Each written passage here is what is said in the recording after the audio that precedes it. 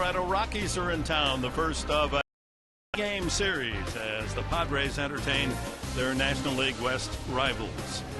And good evening, everyone, with Mark Grant, Dick Enberg. It's D-Day, draft day, but more importantly, the D-Day this June 6th in 1944. All baseball games were canceled as more than 60,000 Allied forces landed on the beaches of Normandy. Let's not forget what they contributed to the future of all the rest of us. Now to baseball, and the draft is exciting. We'll talk about that later. The Rockies, when they finished play at the end of April, were in first place by 4.5 games. What's happened to this team? Well, I'll tell you what, re-entry for the Colorado Rockies has been very, very rough coming back down to earth. A couple of things. I think it starts all at the top. Remember when they were winning early in the season, the guys at the top of the lineup were doing well. Carlos Gonzalez was doing well. Troy Tulowitzki, well, as Cargo and Tulo go, so do the Colorado Rockies. Those guys in a tremendous slump. They're not hitting the ball. In fact, tonight will be the first time Carlos Gonzalez trying to spark things at the top of the lineup, batting leadoff for the first time. Dexter Fowler out with an oblique strain, so things are going very, very rough right now. Cargo, Tulo swinging early in the count, swinging at bad pitches. No production from those two guys at all. And on the pitching side, Jorge De La Rosa, he's out for the rest of the year, tore a tendon in his elbow, Tommy John surgery. And Baldo Jimenez, who won 15 games at the All-Star break last year, has only one win this year. But the last time out was a typical Jimenez performance. We're going to see him tomorrow night. I think guys like Cargo and Tulowitzki, those are guys that have proven in the past they can make an adjustment and get right back on track. This is where the Padre pitching staff has to keep these guys down. If they're swinging to bad pitches, see if they can get ahead early in the count. Hopefully Clayton Richard can do that tonight. Padres on a good run. They won 8 of the last 11. The Rockies have lost 8 of the last 11 as we're set to go tonight. And here's the pitching matchup. The starters, Clayton and Clayton. Mortensen, the lanky right-hander. He was a first-round pick out of Gonzaga University. And Clayton Richard out of the University of Michigan, the left-hander, looking for his 3rd win of the season. It's the first of 3. The Padres and the Rockies. We're ready to rock at Petco.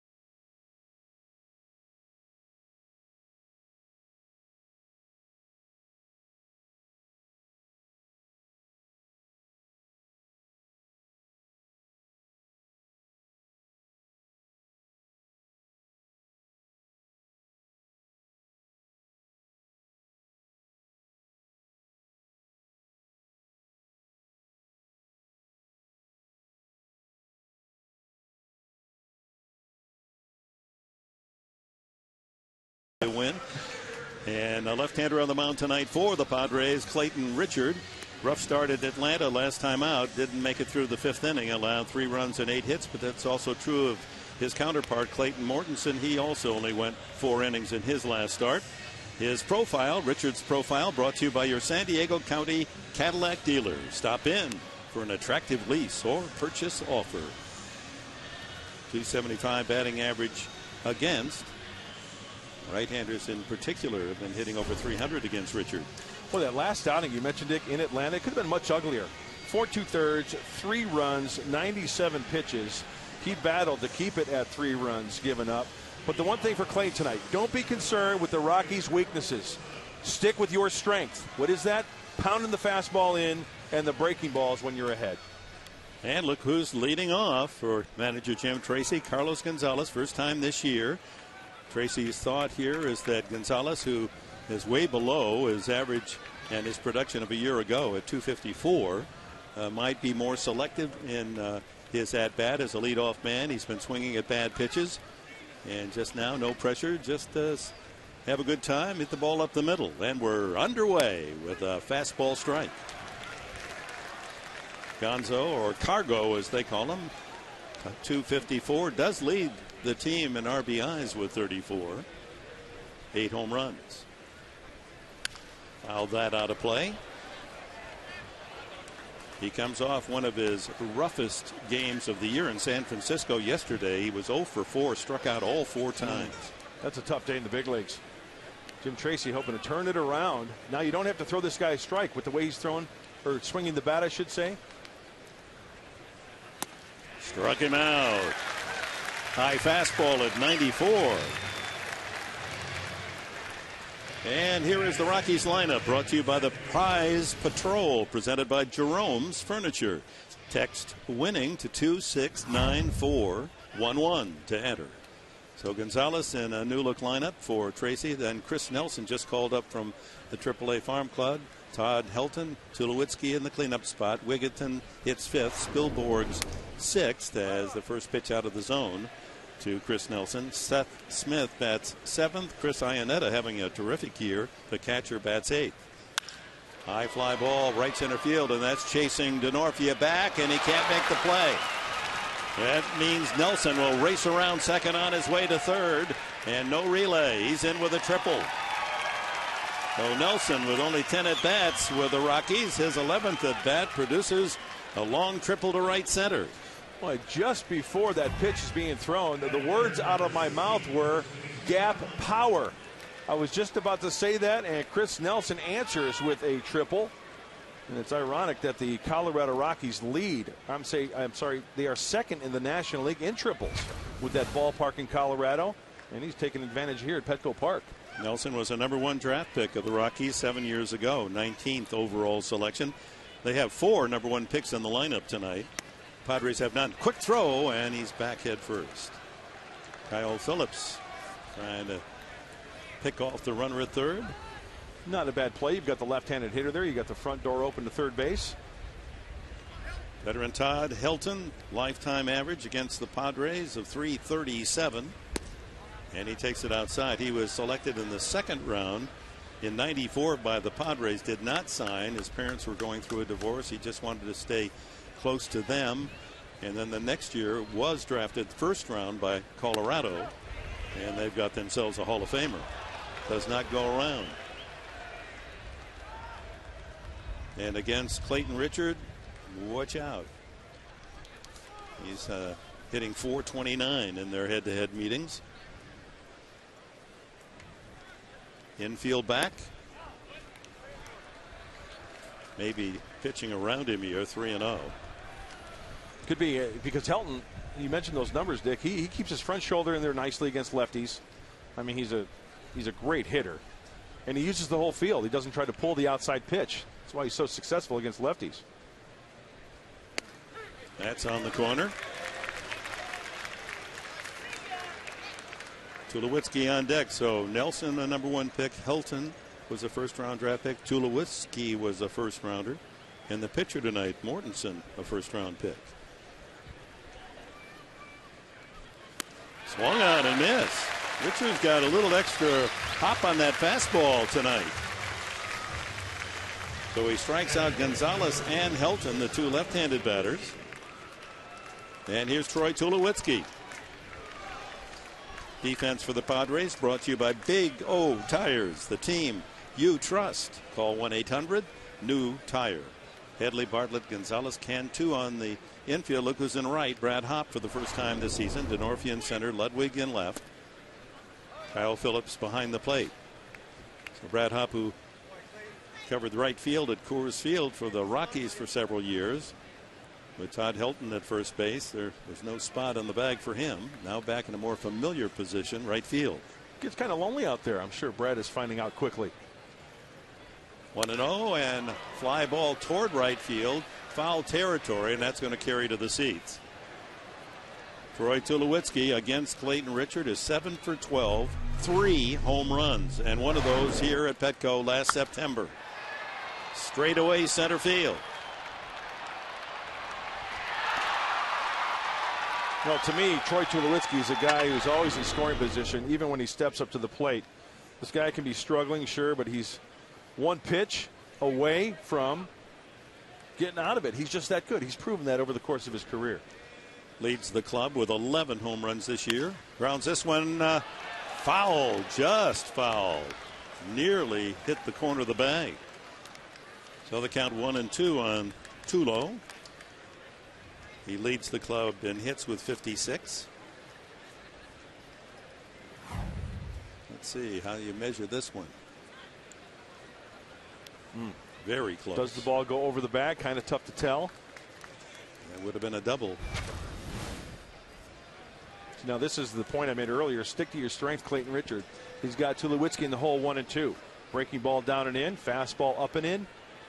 Remember, when guys are struggling, they will swing at pitches out of the zone. Chris Nelson off the bag at third. The pitch right back through the middle, caromed, and by the time that hits into the glove of Bartlett, an easy infield hit for Tulowitzki, and the Rockies score the first run as Nelson comes in. Smash right back through the middle by Tulowitzki, and he has his 33rd RBI. We saw a lot of balls up the middle with Dustin Mosley on the mound his last start. When a hitter goes up the middle, I think that means he's short and quick to the ball and thinking up the center of the diamond. And let's see the middle infielders. That ball was hit hard enough to where I think maybe, just maybe, it would have gotten up the middle. Oh, I think it would have. And Richard had to use his foot to try to give it a kick save, but it died in front of Bartlett. Here's Ty Wigginton, acquired in the off season, free agent, former Baltimore Oriole. Grew up in San Diego, born here in San Diego. Went to high school in Chula Vista. He was a 17th round pick back 13 years ago.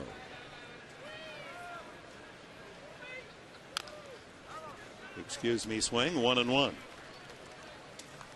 Threw him a changeup, and we haven't seen Clayton Richard throw a lot of changeups this year. I think it's a good pitch, but you have to have confidence in that pitch. Like any pitcher, you know, you might go out there for a game and you just don't have the feel, and you kind of put it on the shelf. Well, if you can get that grip down, it's a good pitch. Just missed inside, 2-1. Running fastball. Well, the Rockies at San Francisco over the weekend scored only 4 runs in the 3 games. Still managed to win 2-1 on Saturday. Over but low, 3-1. They lost 2-1 on Friday, won 2-1 on Saturday. Excuse me, they lost 3-1 on Friday, won 2-1 on Saturday, and then lost 2-1 yesterday. 4 runs from this lineup. 3 games.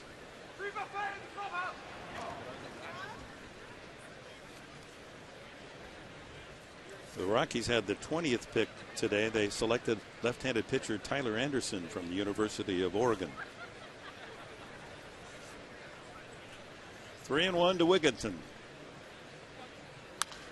Foul back.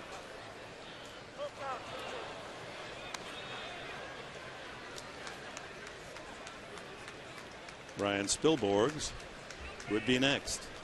So a 1-out triple by Chris Nelson. Todd Helton with a smash up the middle for an infield hit. Colorado scores first. There goes the runner to second, and moot point about throwing down there as Wigginton walks, and Darren Bolsley comes shooting out of the dugout after that ball 4. Yeah, not a good sign, especially in the first inning when you're facing 6 or 7 hitters. Maybe Darren Bolsley seeing something in his mechanics. The changeup, you know, the hitter spit on that pitch, and that last pitch to Wigginton was up and away. Sometimes Clayton has a tendency to work underneath the baseball as well. This year, typically, he's been a slow starter, Clayton Richard. Then about the 3rd inning, much like John Garland a year ago, he gets into a really good pitching rhythm. But you don't like having to always climb uphill in your games. And the pitch count as well adds up. 21 already. That's the 22nd, and it's a strike. Spilborg's a .250 hitter, product of Santa Barbara High School. 7th round pick in his draft year 9 years ago.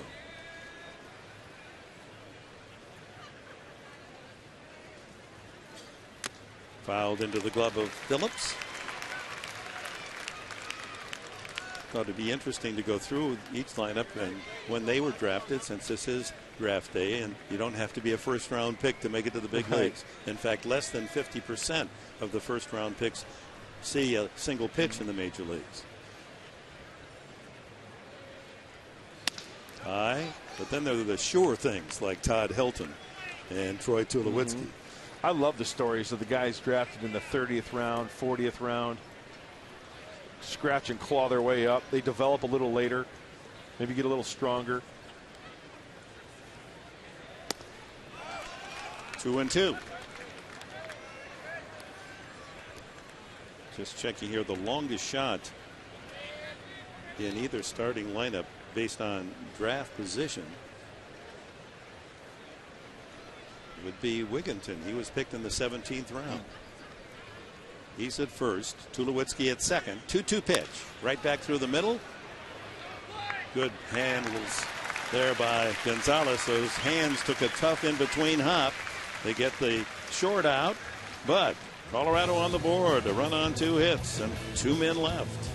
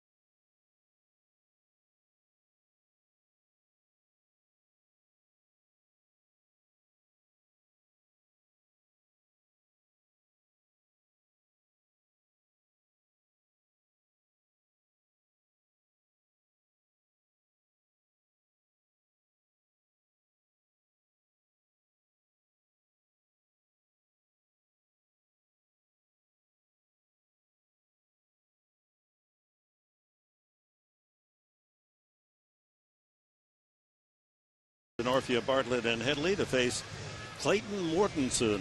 And his profile is brought to you by Bank of America, setting opportunity in motion in San Diego to help our community and our economy. Mortensen 1-3. He's lost his last 3 starts, but given only 1 run support in each of those 3 games. It's his 6th start of the season. 6'4", 185 pounds, from Rexburg, Idaho, and Gonzaga University. DeNorfia hitting .311.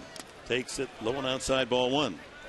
Done a good job in that leadoff spot, Chris, hitting .315. Started yesterday's game with a base hit and quickly scored on Bartlett's triple that followed. Low again, 2-0. He's a ground ball pitcher, Mortensen.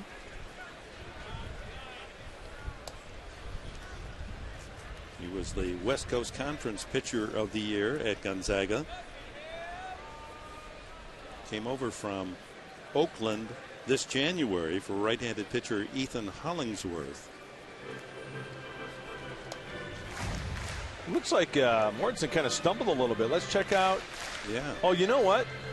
One thing I noticed, I've seen some photos of Mortensen. When he plants his front foot, he really brings his back foot up off the rubber.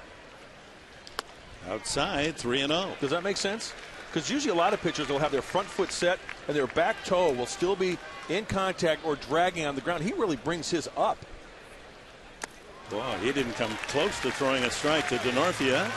And the Padres have the leadoff man aboard on a free ticket. Here is the Padres starting lineup of Bud Black. It's brought to you by Evans Tire and Service Centers, home of the free alignment. Denorfia, Bartlett, Headley, Ludwig cleanup. Brad Hopp in right field bats fifth. Jorge Cantu, an extra bat then in the lineup, sixth. Kyle Phillips seventh. Alberto Gonzalez has had 3 RBIs in the last 2 games. Hits eighth, and Clayton Richard batting ninth. Bartlett, his average up to 260. And he takes a strike on the inside corner.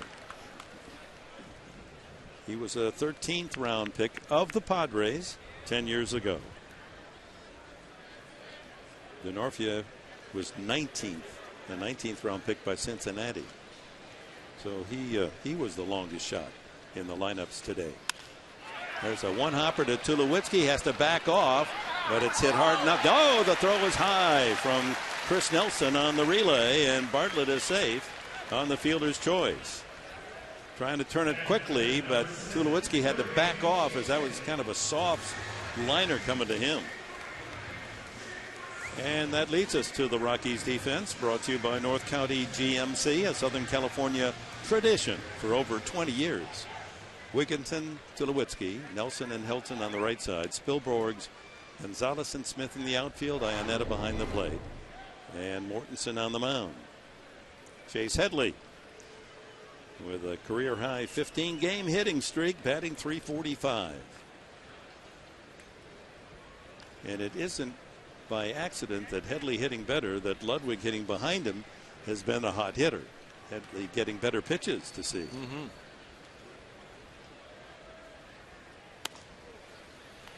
You know, the running game might be something that the Padres incorporate here with Mortensen on the mound. As you mentioned, 6'4", 185. This guy's got about a 28-inch waist, about a 40-inch inseam. I mean, this guy's a tall drink of water. He used a slide step there. He's got that Ichabod build. Ichabod Crane. Nice. He is a legend. Slide step again. In at the knees, 1-1. But you can see Mortensen really tried to get up on top in that sinker ball you were talking about, really trying to turn that ball over. He's only going to top out about 90 miles an hour. He also throws a changeup and a slider. Bob Apodaca, the pitching coach for the Rocks. 1-0 Colorado here in the first. Denorfia at first base. And that's a high strike. I mean, this guy's Bob Scanlon-like. Tall right-hander. Tim Tashita behind the plate, at least here in the first inning, indicating he's going to give pitchers that high strike. It's perfectly fine with me. Why shouldn't it be a strike? 1-2 on Headley. Line drive left field. The streak continues. 16 games in a row. Chase Headley, first and second with 1 out to the cleanup man Ryan Ludwig. All sinker ballers, hitting coaches say, force him to get that pitch up. Let's see, righty on lefty. Is the pitch up? Oh, you betcha. And that leaks over the heart of the plate. Chase does a nice job of getting that top hand on top of that baseball for the liner. In the streak, so often, more than not, he's getting that base hit the very first at bat.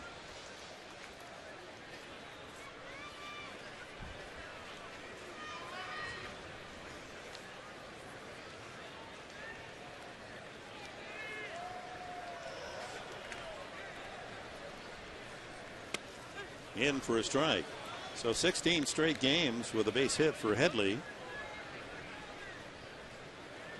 That's the most by a Padre in 5 years. A fellow named Adrian Gonzalez had a 17-game hitting streak 5 years ago. Whatever happened to him?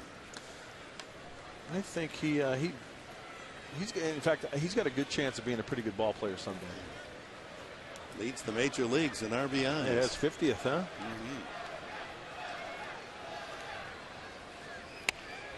Change up and way out in front. That is a dandy right there. Good arm action from the tall right-hander. Straight over the top, Iron Mike like. And you can see the ball, him turning that over. And Ryan Ludwig way out in front of it. It's all in the arm action. Had terrific down and away in action. So ahead on the count, Mortensen with runners at first and second. Only one out here in the first.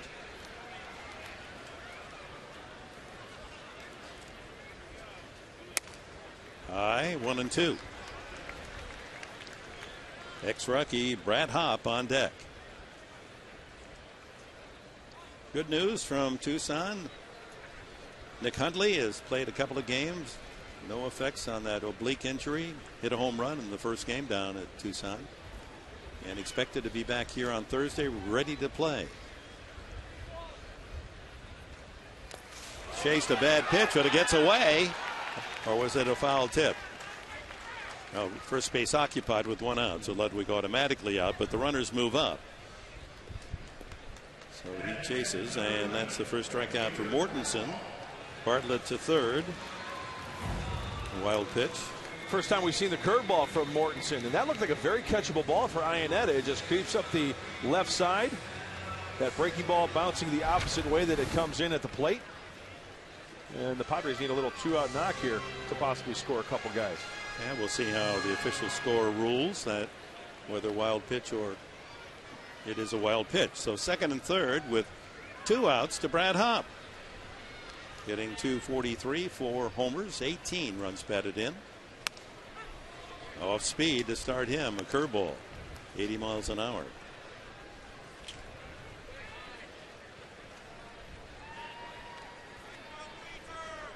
Bartlett at third, Headley at second. Chance to counter the Rockies' run in the top half of this first inning. 1-1. Change up. How about a Tulowitzki shot right back through the box? That would be nice. You like that ground ball to center field, don't you? Love the grounder to the center fielder, especially when there are men in scoring position.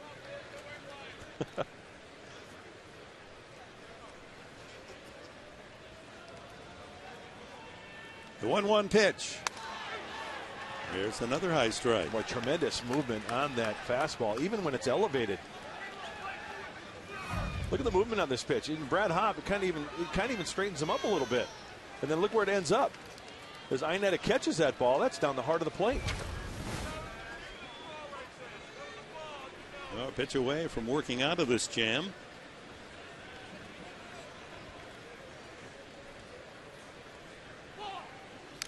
Foul tip, just got a piece of it, a slider.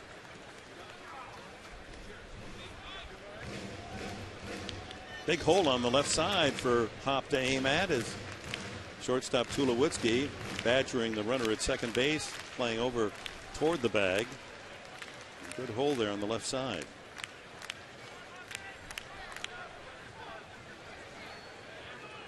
One and two.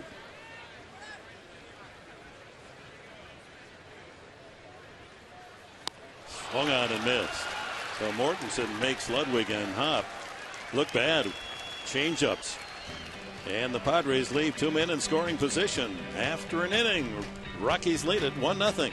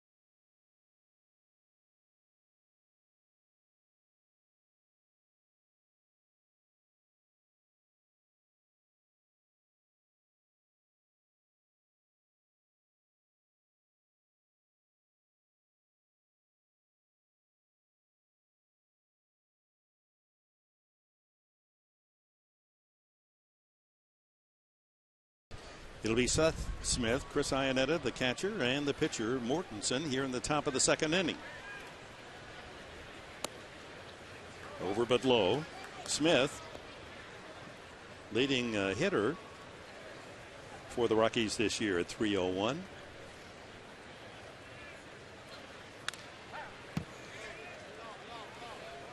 A 28-year-old from Jackson, Mississippi, highly thought of as he was drafted in the second round in 2004.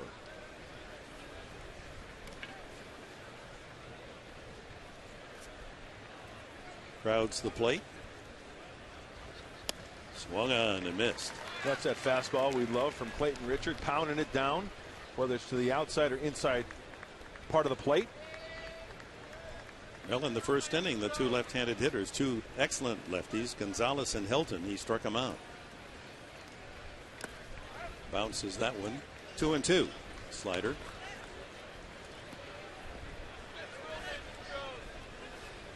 It's Clayton's 13th start of the year. The Padres are 3-9 in his starts, 1-7 the last 8.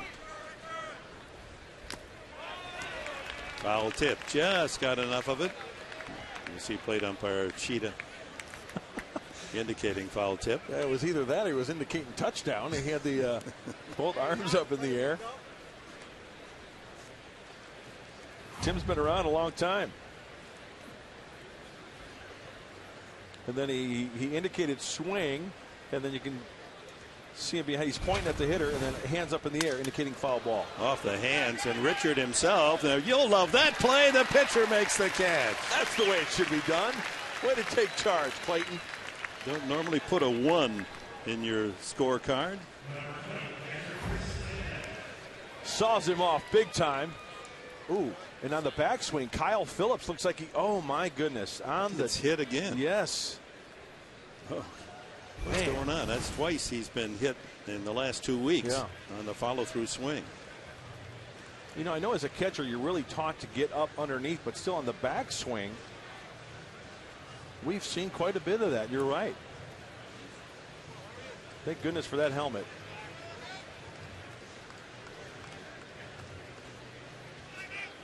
Yeah, he took a few of those at El Capitan. Absolutely. He's good training. He's a tough guy. Love Kyle. Chris Iannetta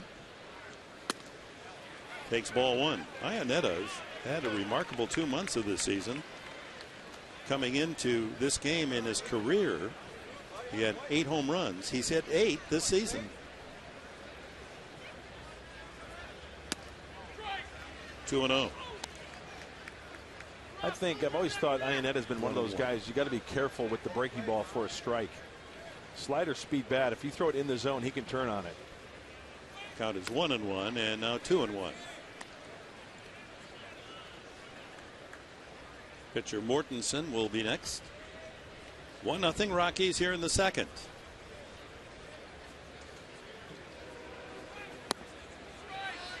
And the count goes full. Now 3-1. Now they're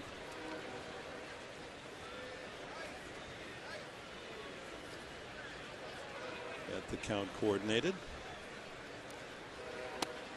And ball 4. And Iannetta walks more than any Rocky, surprisingly. That's his 33rd base on balls. First walk tonight from Clayton Richard. And that sets up the sacrifice bunt for Clayton Mortensen.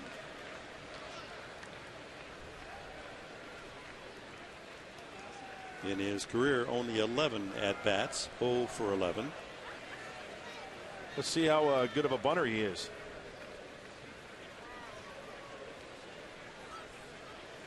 Big strike zone. Now see, this is where Clayton's got to pound the zone. You know, he's giving himself up. He's squaring early. Get it done and get it done quickly as Rich Dower flashes the signs at third base.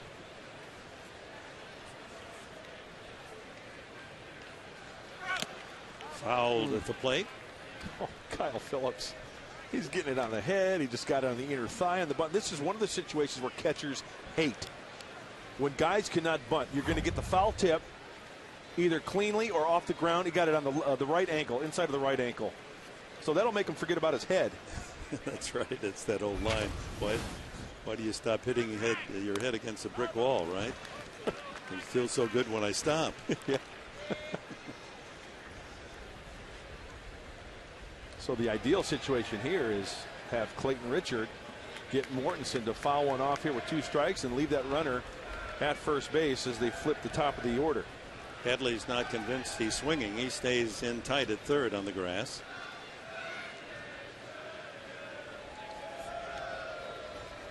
Dodgers lost tonight in Philadelphia. They opened that series 3-1 Phils. Washington is in San Francisco. 2-2 the count. They're just underway up north. No score in the second. Arizona not scheduled tonight. We start Monday play with San Francisco on top. Bunted foul, strike 3. That's a break. We'll take it. Third strikeout for Richard. So with 2 away, top of the order, and Carlos Gonzalez. But that'll go in the scouting report around the league. Mortensen, not really a good sacrifice bunter.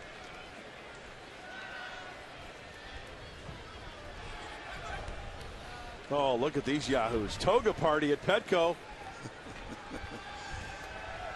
This is industry night, and these are the folks that are serving you all weekend. They don't have a chance to come out and have weekend fun. So Monday night, the Padres say we're going to give you a special deal. Good for them. Gonzalez struck out his first time. They got a lot of catching up to do. Those guys out there, guys and gals.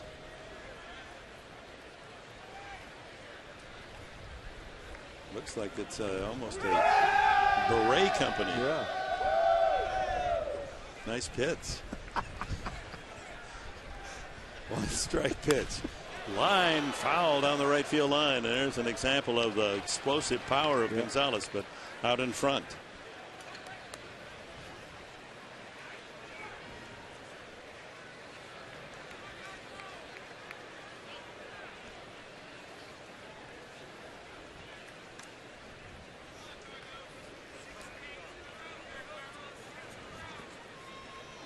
A soft breaking ball like that, pulled like the way it was. How about a good fastball down and away here? Broken bat right to Clayton Richard, and an easy out at first base. No runs, no hits, and a man left for Colorado. Coming up in the second for the Padres, Cantu, Phillips, Gonzalez.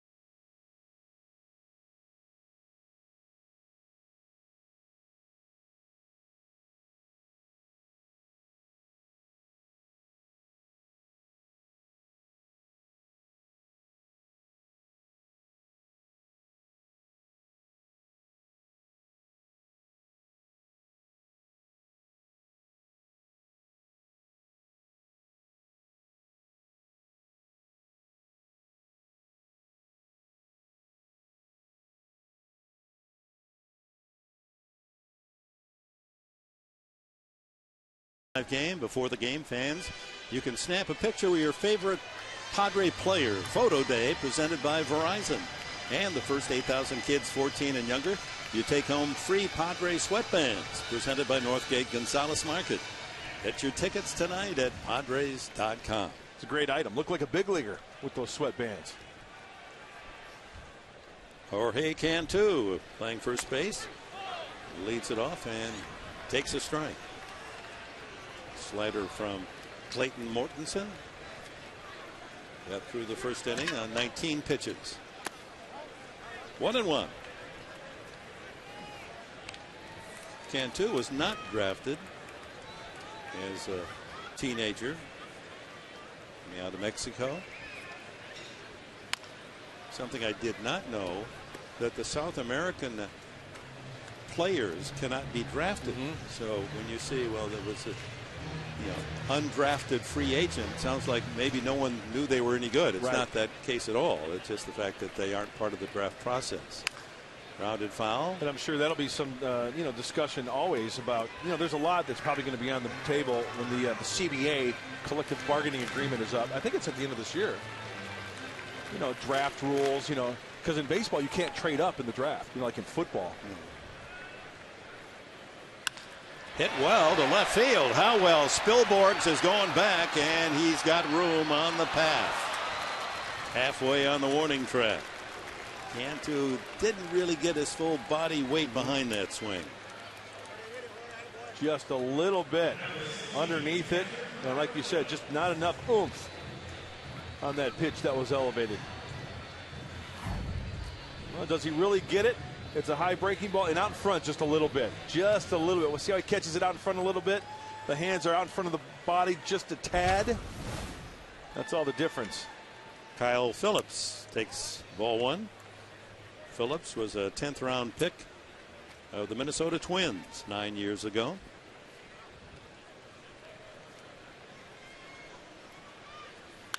Line drive, base hit over the leaping try of Chris Nelson. And that's the second Padre base hit. Solidly struck by Phillips.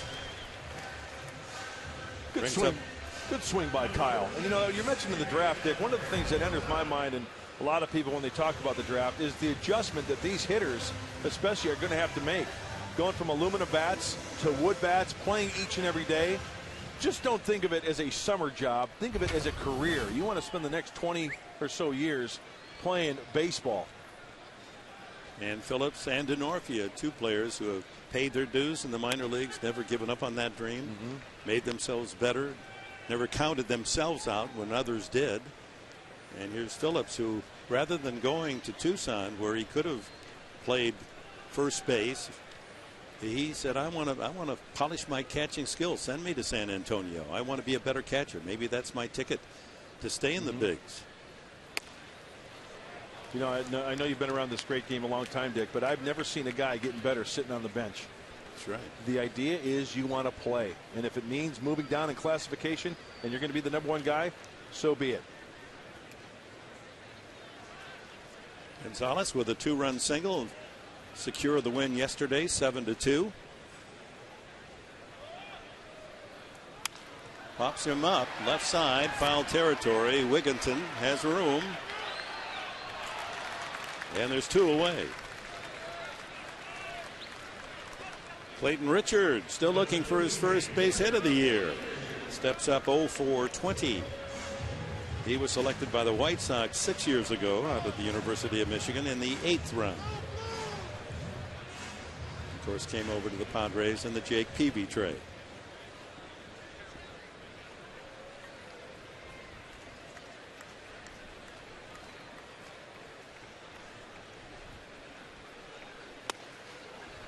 Wild swing. Another thing these guys are going to realize that how time just goes by so quickly. And, guys that are drafted this year, 2011, next thing you know, you're going to look up and it's going to be 2018. And there's going to be 7 other first-round picks or 2 second-round picks that are trying to fight for your job. I mean, you can be sure that every player in the league, they're looking at how their team drafted. Sure. They said, oh, you picked a shortstop first? Sure. And how do you think the guys in A, AA, and AAA feel? If you're, if you're an up-and-coming guy and you're an A ball or AA and they draft your position, that'll wake you up a little bit. 1-1 to Richard, and he lines one to center field for a base hit. There's his first base knock of the year. A solid single back through the middle. Well, the Padres, just as they had 2 on in the first, but Ludwig and Hopp struck out, have 2 on with 2 out here in the second. And to the top of the order in Chris Denorfia. There's big smile. And it looks like he gets a Mortensen fastball. Boy, good plate coverage. That ball is off the plate. He stays on it nicely. Doesn't try to pull it. Nicely done, Clayton Richard. So Phillips and Richard, the Padre battery with base hits here in the second inning. Denorfia walked the first time.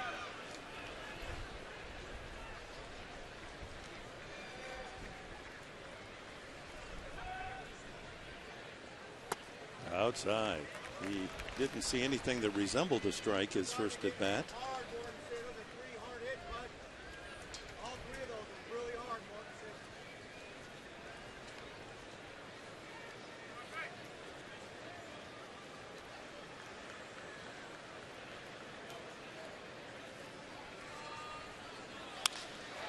Hit well to left field. Back goes Spilborghs, and he's there to make the catch.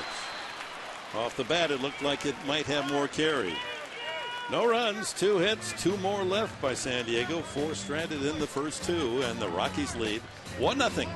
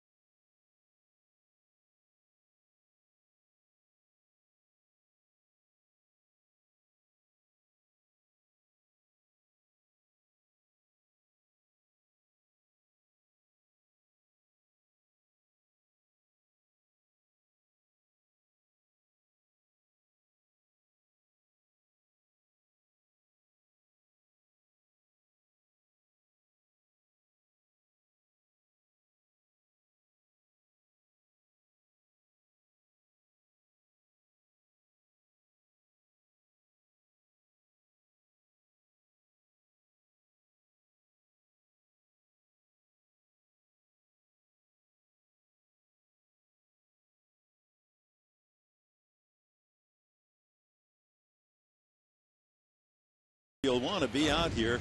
A special night. I want to get one of these Padres vintage caps from 1936. It's celebrating the 75 years of baseball here in San Diego, going back to their early PCL days.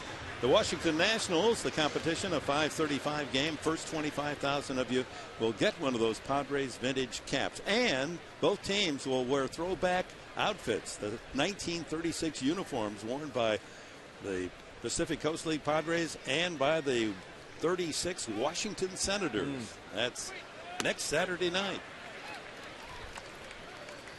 Clayton Richard works to Chris Nelson, Todd Helton, and Troy Tulowitzki are in the third. It was Nelson's triple that led to the Rocky run in the first inning. And he's now 4 for 11 since being recalled. He was a first-round pick by the Rockies in 2004. Was hitting .315 in the minor leagues. That's on the inside corner. Strike 3. 4 strikeouts for Richard. Mentioned earlier, Clayton Richard has to stick to his strength. Don't worry about the Rocky hitter's weaknesses. And that is one of his strengths there, keeping the ball down and getting Nelson looking. Todd Helton struck out his first time. Takes over but low.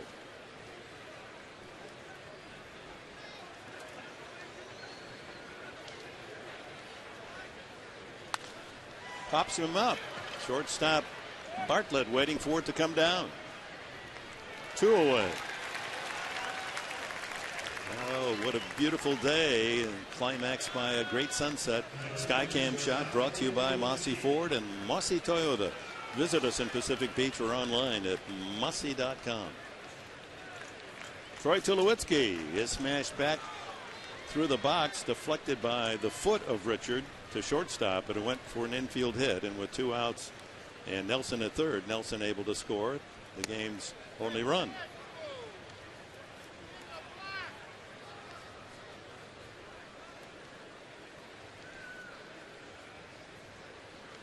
Tulowitzki way under his career average, 257 coming into the game, fouls that away. As we said, he has feasted on Clayton Richard in their brief encounters. 12 at bats, 7 hits, 3 of them home runs. And I'm sure Clayton has looked over video upon video and even more scouting reports to try to see how he can counter those numbers and get Troy Tulowitzki out. He got that one on the inside corner. Tulowitzki gave up on it early. Yep, no question from Tim Cheetah, the home plate umpire. He called that one as soon as it was caught by Kyle Phillips.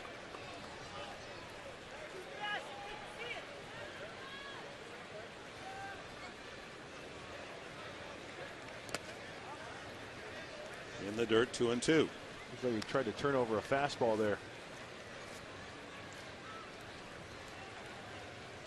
Silver Slugger and Gold Glove winner last year, as was Carlos Gonzalez.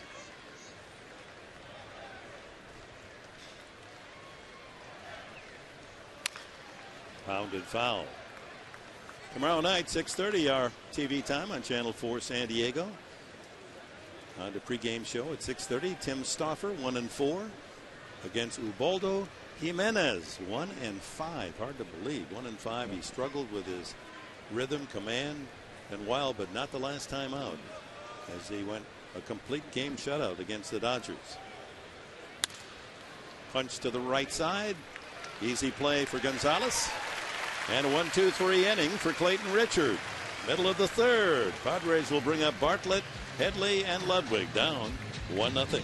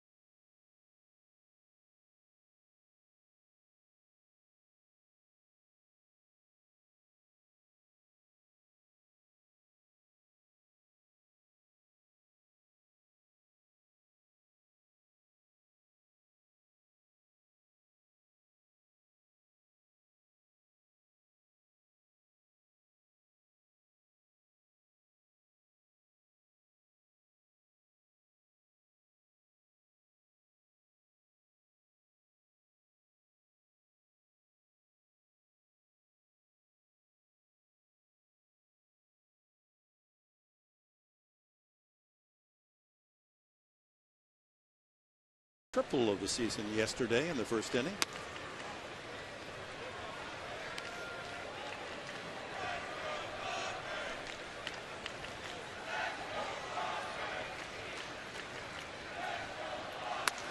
That's a strike. Mortensen was selected first as a supplemental pick, 36th overall by the Cardinals in 2007.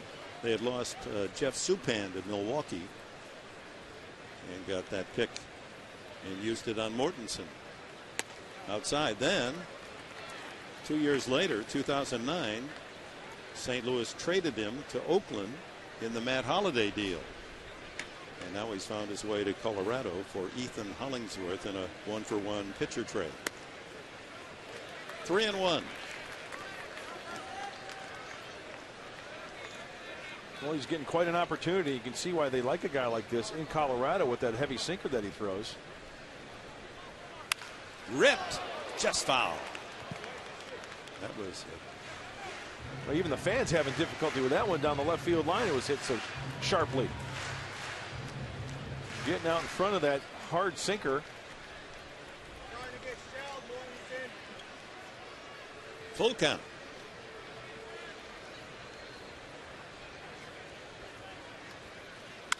Back through the middle, base hit. Bartlett continues to produce some good at bats. Padres have 4 hits, but looking for their first run. Leadoff man aboard. Chase Headley comes up.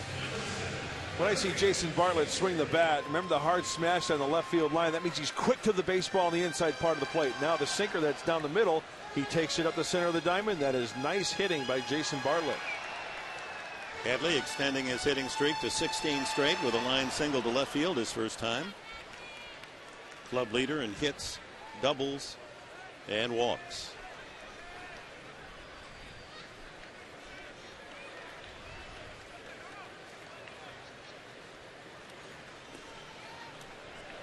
Nationals get a run in the second inning. They're in the third in San Francisco. Washington leading the Giants 1-0.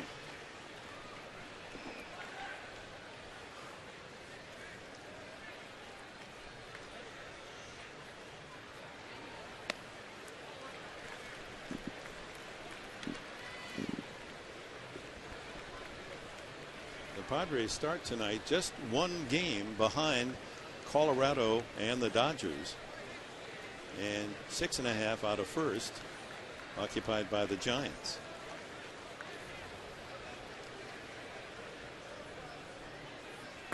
Actually, they're only a half game behind the Dodgers now, as LA has lost 3-1 in Philadelphia.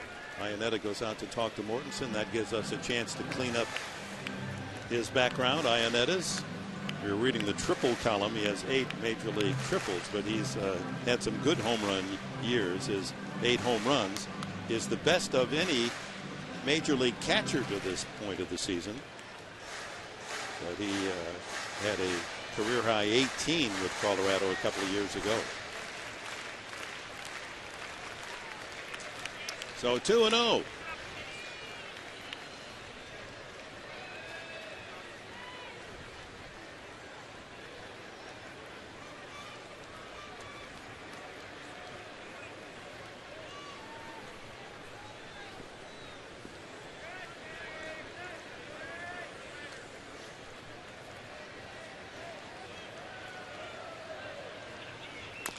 Chopped off home plate. That's going to be a very tough play for the second baseman, but he makes it.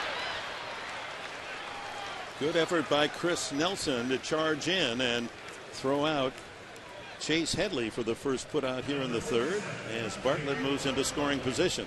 You know, over the course of a series, when we see a player like Chris Nelson, we not get the chance to see him work his glove and the quick flip throw. He charges that ball nicely because where he was playing back, it fires a strike. Now Chase Headley, he doesn't have blazing speed, but still there's no room for error there. So we just learned something about Chris Nelson. Quick to the ball. So Ryan Ludwig and Brad Hopp will have a chance to pick up the tying run. Ludwig struck out his first time, and he hits this one to center field, not very deep. Gonzalez has a big arm. No advantage for Bartlett to try to advance, so 2 away. And Brad Hopp steps up. Hopp in the first inning had Bartlett at third and Headley at second with 2 outs, but struck out swinging.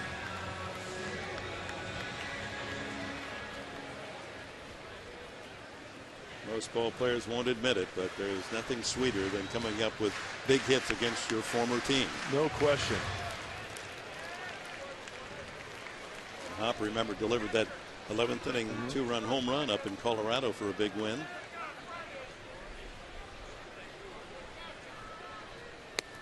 Outside, ball one. And I will bet you a dime to donuts, and you know I love donuts. And they're only a dime in Alpine.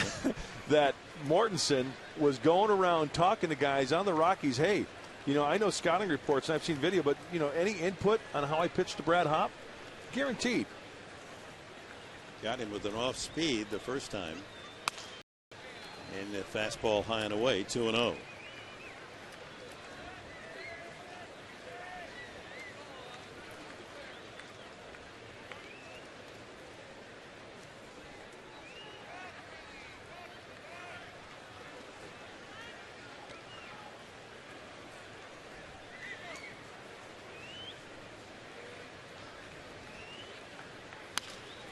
Easy roller to first. Todd Helton with that sure hands gets the play.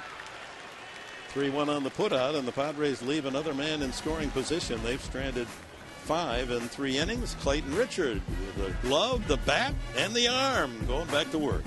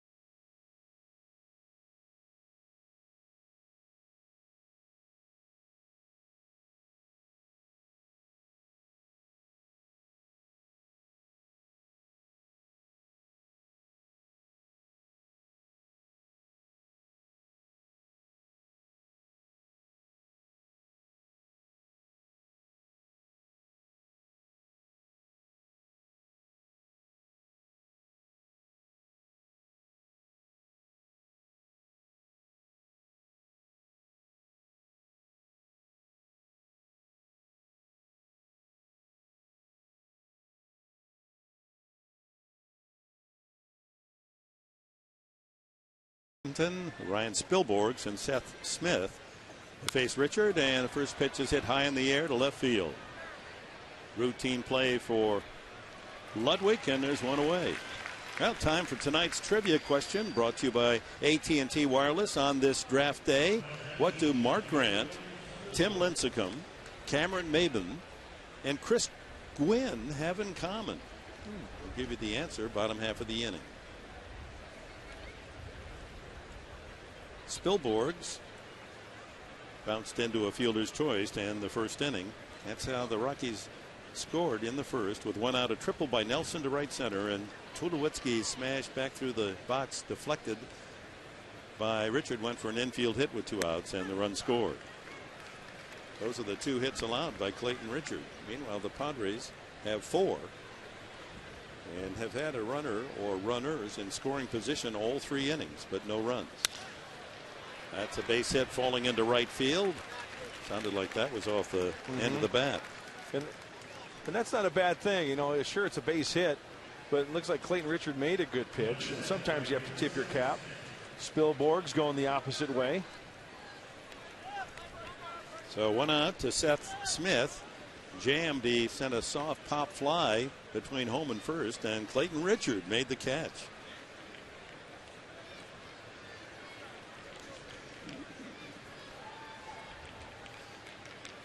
Looks like Clayton Richard wants a new baseball. That one just doesn't seem right, feel right. Pitchers sometimes don't like the feel of the seams. Maybe the ball feels a little bit out of whack.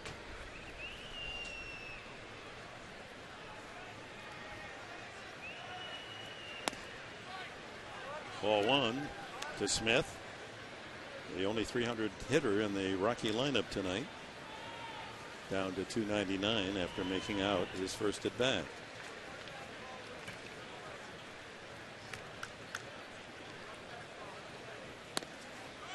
Over but low.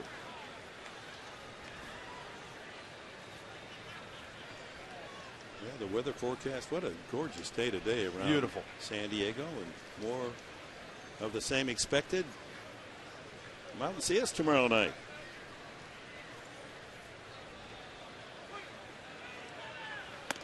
Three and 0 with Iannetta on deck.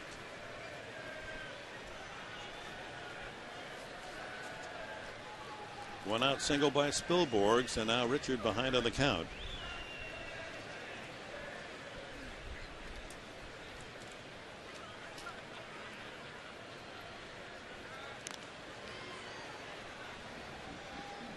One of the very best moves, and around the league, runners do not take a very big lead against Clayton Richard. They want to be able to fall back to the bag. That's a strike. 3 and 1. Well, I know Clayton knows this, but he's going to improve his numbers against left-handed batters. They're in 296 going into this ball game. He's just got too good of stuff to have numbers like that against lefties. It might be because he falls behind, and when he throws the lefties, it's consistently away. You know, he'll throw down and into the righties. And so far tonight, the left-handed batters in the lineup are 0 for 5. That includes Gonzalez and Helton. And that pitch there, even though he missed with location, he wanted that one away. He had a tough time, Seth Smith did, trying to catch up to that good fastball on the inside part of the plate. Now, can he consistently bury it in there when he wants to? That remains to be seen. Fought back from 3 and 0 to 3 and 2. Grounded to the second baseman Gonzalez, to Bartlett, back to first, a double play. The Padres lead the league in double plays, and they've turned yet another, their 62nd of the season. Oh, I love the double play.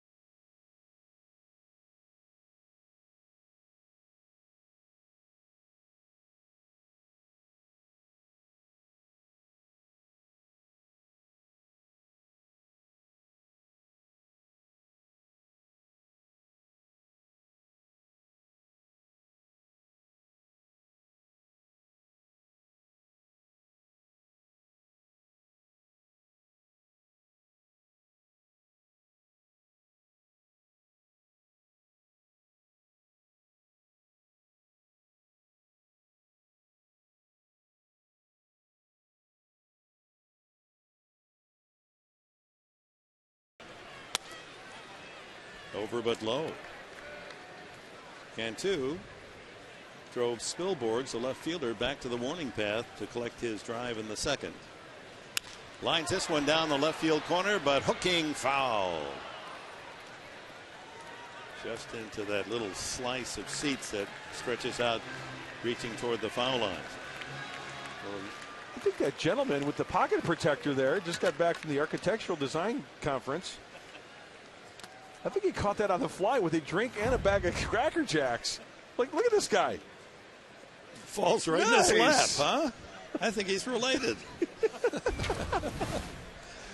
That was great. 2-1.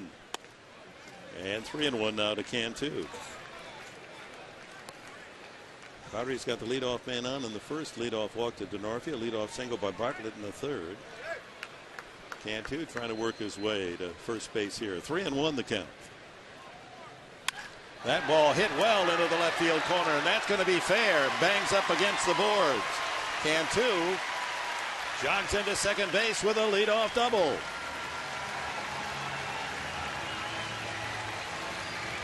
Cantu can do.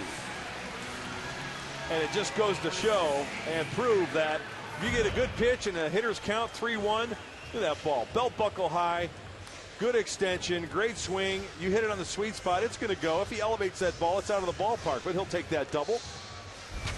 So again, the leadoff man safely aboard. Here's Kyle Phillips. He singled to right field his first trip. Lined it over the second baseman Nelson's head.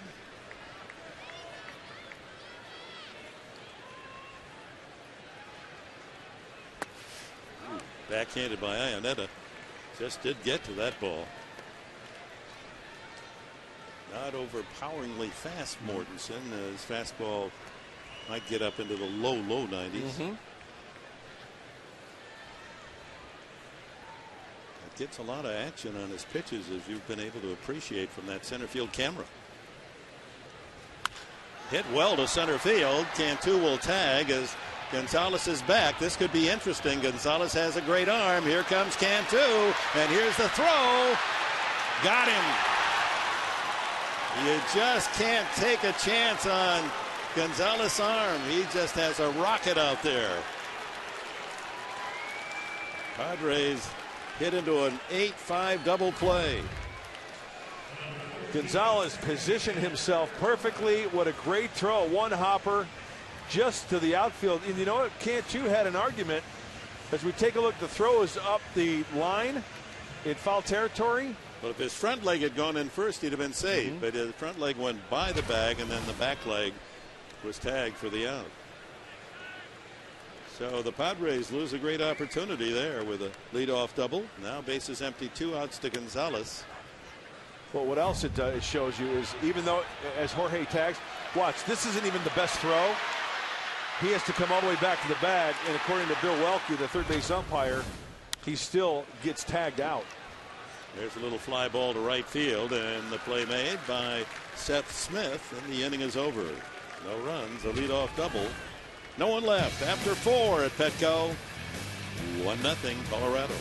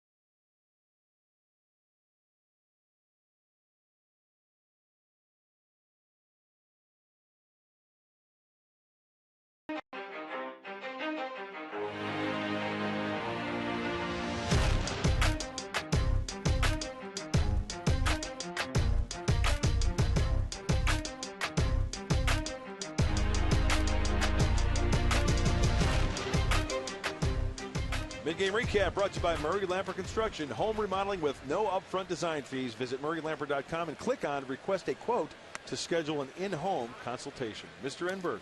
All right, Mr. Grant. Here we go. Fifth inning, and Chris Iannetta to be followed by pitcher Mortensen and leadoff man Gonzalez. Foul back by Iannetta, and Richard ahead on the count, 2 strikes. Iannetta walked in the second inning. Walked for the 33rd time. Put that in perspective, Chase Headley leads the Padres with 32. So here's your catcher hitting 8th, getting all those free passes. Down the middle, strike 3. Well, Clayton Richards got the strikeout pitch going. That's 5 tonight. Okay, time now for the AT&T Wireless Trivia answer. The question, what do Mark Grant, Tim Lincecum, Cameron Maben, and Chris Gwynn have in common on draft day? Well, they were all first round, 10th overall selections. Grant in 1981 by the Giants. Dodgers took Gwynn in 85. Maben by the Tigers in 2005. And Tim Lincecum, the 10th pick by the Giants in 2006.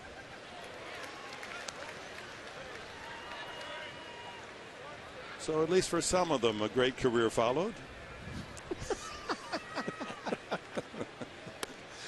Yeah, one of them turned out to be a fat, bald color analyst on TV. It all works out, doesn't it? It does, yeah. But you know what? Foul back 1-2 on the pitcher Mortensen. I mentioned in our open how technology has just taken over these days, but we literally had a transistor radio in our kitchen listening to the local radio station and just waiting for the phone to ring to see if I had been picked. Did you feel you were going to be a first-round pick? Yes, the early indication, people were always calling our home and they were always talking to my mom and dad. Struck him out. So that's 6 now for Clayton Richard. We'll go to the top of the order and Carlos Gonzalez. And I was hoping that the Cubs and the White Sox had first picks in the first 10 prior to the Giants. And I was hoping that, one of the hometown teams was going to. But they picked after the Giants? They picked before the Giants. White Sox picked Daryl Boston, and the Cubs picked a guy by the name of what was his name? He turned out to be Joe Carter out of Wichita State. First pitch strike to Cargo. But then Joe went from the Cubs to the Indians, then the Indians to the I believe the Padres. Broken bat, foul ball. And then Padres, Toronto, and the rest is history.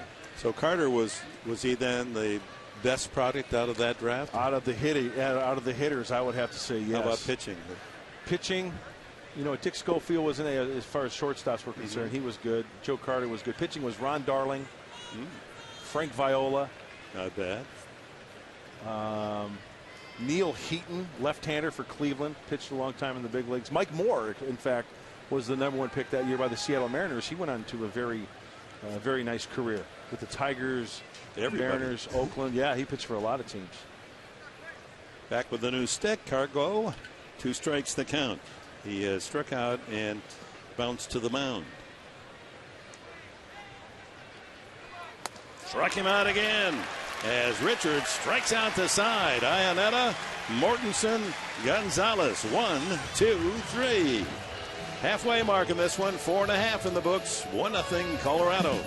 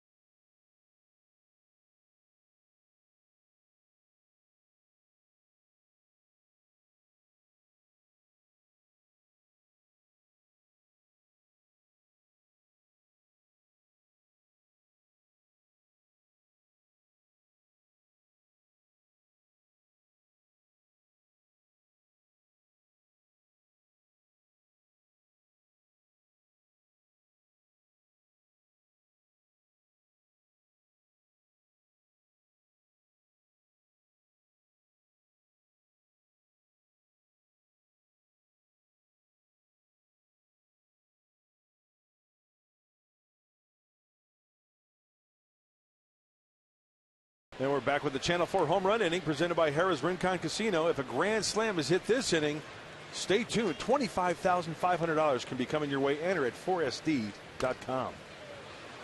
Clayton, who singled to center field his first time. He's also caught a pop fly. And he has struck out 7 in 5 innings. That matches his career high. So Big Smile has a chance to set a personal strikeout mark tonight.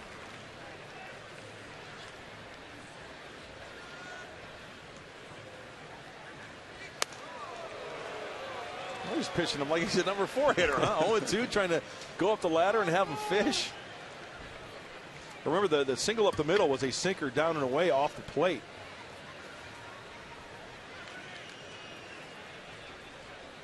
Fouls it away at 60 pitches now by Mortensen. Threw him a slider 1-2.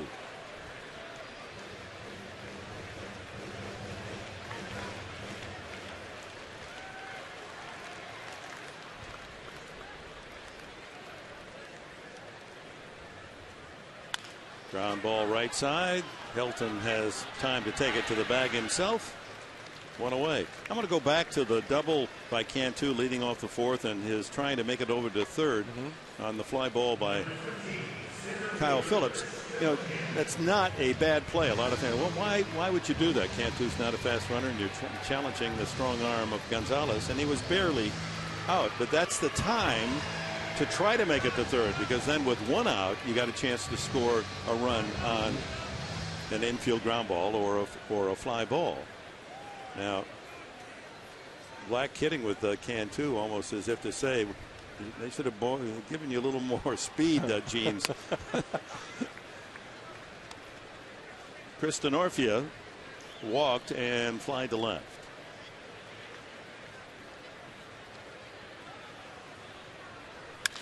Ground ball sharply right at Tulowitzki. Lost it for a moment and then uses that rocket arm to throw him out. That ball was hit sharply.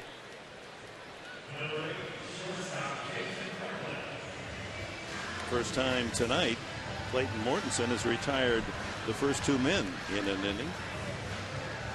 Padres have had a runner in scoring position all 4 previous frames. Jason Bartlett, 1 for 2, singled up the middle last time. Squares, and that brings Wigginton in from 3rd. The more and more you watch him with the bat and with the glove, he's just a really good pro. He's just solid. You're absolutely right.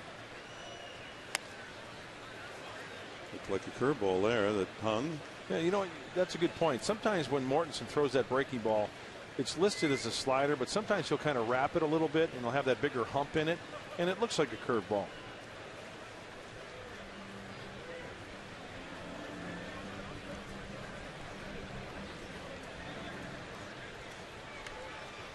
Base is empty. 2 out, 2-0 to Bartlett. Fouls that one out of play. The ball led at 3 rows back in the second deck. Bobbled forward. The fan right there at the railing. Watch the fan at the railing. He's got a chance. Oh, right there. Oh, so close. Outside, 3-1. You know, it'd be so funny if the players got up out of the dugout, started looking up and said, "You got to make that play. Let's go." Don't you ever boo me again. High, ball 4. So Bartlett with a 2-out walk. That's the second given up by Mortensen, the first since the leadoff man Denorfia in the first inning. Chase Headley, a single and a ground out to second. You know, and Mortensen's the type of pitcher where the Padres can maybe get a little 2-out rally going, because over the course of his minor league career, more hits than innings pitched. So the ball is going to be put in play. We know that Chase Headley's got a good eye and puts the ball in play. Try to get him to Ludwig. But you know what inning this is. It's a grand slam inning, home run inning. You're absolutely right. Yeah, got to get a couple more men on there. That's a good call. It would be nice to load him up for Hop. Former Rocky.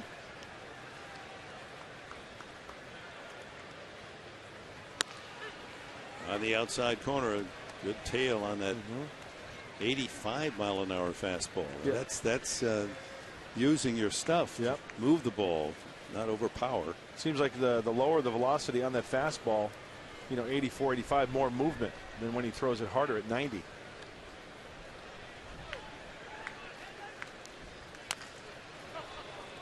Now the count goes to 2 strikes on Chase Headley. He and Brian Ludwig DeFalo, the 2 highest drafted players in the starting lineup. Headley was the 2nd-round pick in 2005 by the Padres, and Ludwig was the 2nd-round pick of Oakland 12 years ago. Out of UNLV. And Headley out of Tennessee.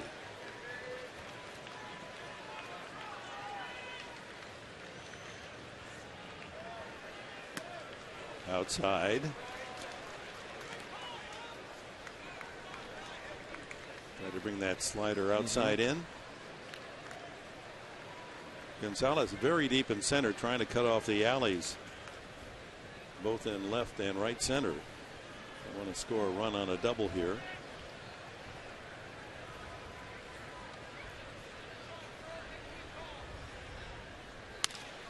Ground ball to second. Easy play for Nelson, and the inning is over.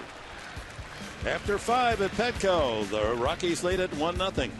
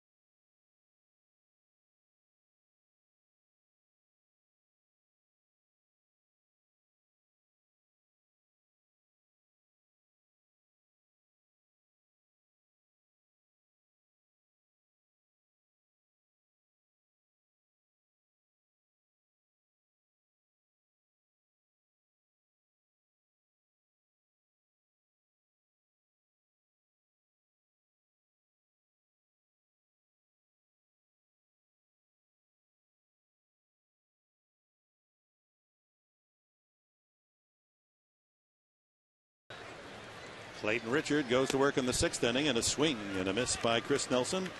His triple is the big blow in this game. He lined one to right center field in the 1st inning, and with 2 outs came in on Tulowitzki's smash off the foot of Clayton Richard. Swing and a miss, strike 2, and Richard on a strikeout rampage tonight. 7 strikeouts to match his career high. Wastes it high and away. 95 on that fastball, and we're in the 6th inning. So he's got some giddy up. Yeah, best we've seen all year.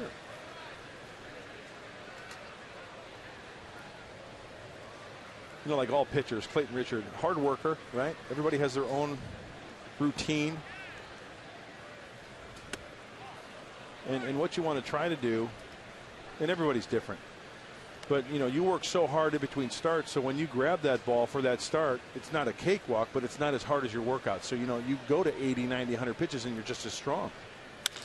That ball hit the left center field, and Ludwig racing into the gap. He can't get it, and Nelson has a chance for another triple. And here comes Ludwig's relay, and he's going to try for 3. They got a chance here. He is out of there.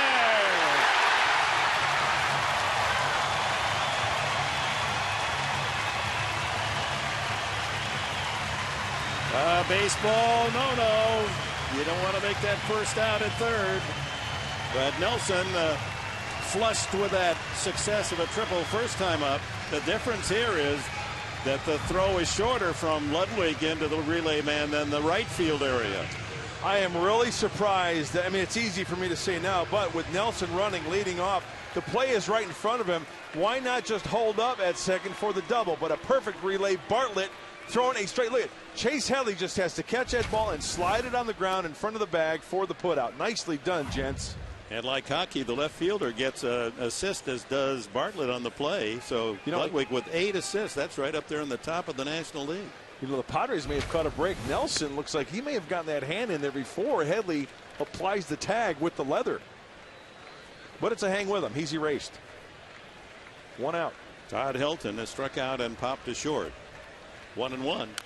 And he chops that out in front of the plate, foul. 7-6-5, the relay. And the 8th assist of the year for Ryan Ludwig. Big out. Open the 6th.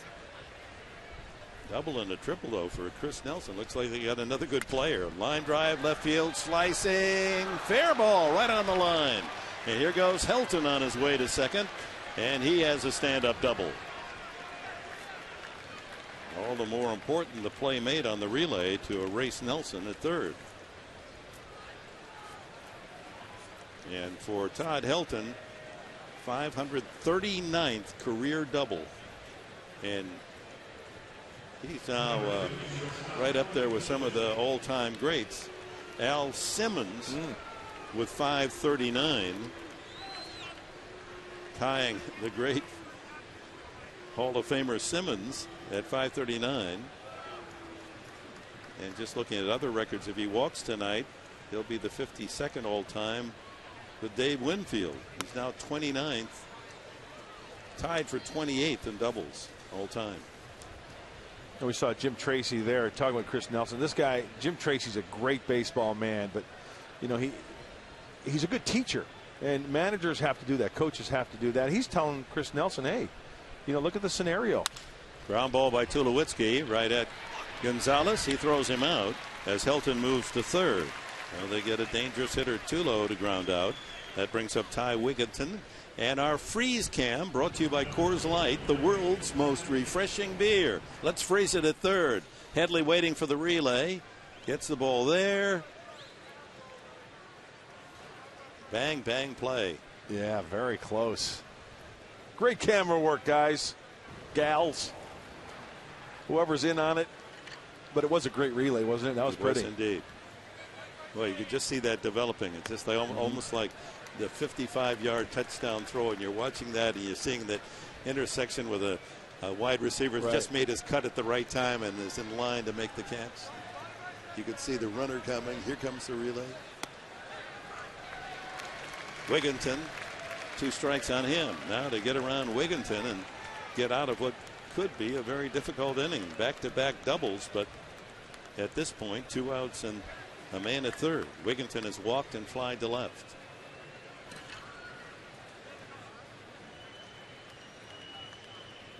Two-strike pitch. Did he go? Strike 3, and that is a career high for Clayton Richard, his 8th strikeout of the game. And a frustration-packed inning for the Rockies. They got 2 doubles and don't score.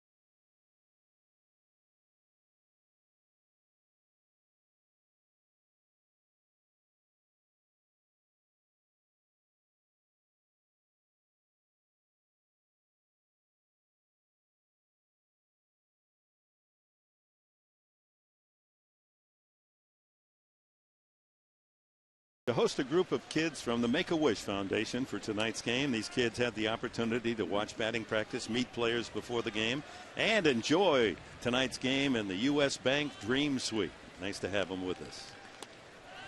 Ludwig takes it over but low. Ball one. 1-0 Colorado. We've moved to the bottom of the 6th inning. Ludwig, Hop, and Cantu for the Padres. Padres about hit. Well, now the hit totals are even at 5. Same pitch, but this one a bit higher and catches the knees. You make a good point, and I wanted to elaborate. I think one thing we've learned tonight from Tim Cheetah, the home plate umpire, he's calling the high strike and not the low strike, and that might work to the advantage of the Padres because of the sinker baller on the mound. Ludwig pulls it foul. The strike zone may have forced Mortensen to get that ball up and get those called strikes, and the Padres hopefully can take advantage of it. Ryan struck out in the first and flied to center his second at bat. Last 23 games hitting .365. Ground ball into the hole goes Tulowitzki. Braces and throws. Look at that throw. Wow, a clothesline across the first for the out. Well, the draft day, and here are the recent picks. The 48th overall right-handed pitcher Michael Kelly, an 18-year-old from Boca Raton. A catcher, 18, also a high schooler, Charlotte, North Carolina, Brett Austin. Good sounding name. And their final and 5 picks today, Jace Peterson. That was with the 58th overall, 21-year-old collegian from McNeese State in Louisiana, shortstop. You know what I like about those? You know, when you look at players and their physiques, you know, Michael Kelly, you mentioned, the right-handed pitcher, only 18 years old, 6'4", 185. There's some growing going on there still. And then Austin, the catcher, 188, 6'1", at 18. I mean, these guys still have some room to grow, it looks like. And the pitcher they took with their second selection, the 25th overall, Joe Ross, he's 6'2", 18. Yeah. So they've gone with 3 18-year-olds of their 5 picks today. In case you're just joining us, the big news is that they, in the first round, selected an Enberg. Corey Spangenberg, but Spangenberg plays. He's 20. JC Player of the Year, infielder, left-handed bat. And the count goes 2-2 to Brad Hop. Hit .477 in junior college. Was regarded as the fastest runner in college baseball. 2-2 to Hop. He's 0 for 2 tonight against his former teammates. Swung on and missed. Changeup got him. And for Mortensen, his 3rd strikeout. He's gotten Hop twice. Clayton Mortensen, a solid outing. Scattering 5 hits. Jorge Cantu doubled his last time. Hit the ball hard the first time. A long out to left field all the way to the warning path.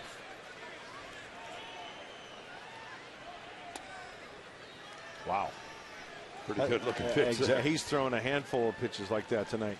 Clayton Richard has also thrown some good pitches down in the zone and not getting the call.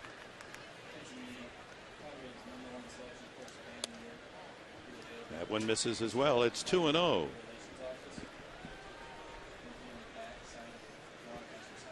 Two balls, no strikes. Cantu with Kyle Phillips next. That's a breaking ball in for a strike.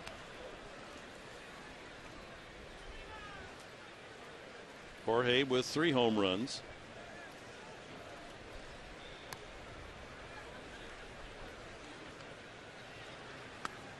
Low and away, 3-1. Well, these are 2 teams that have mirrored each other on the season, but in opposite months.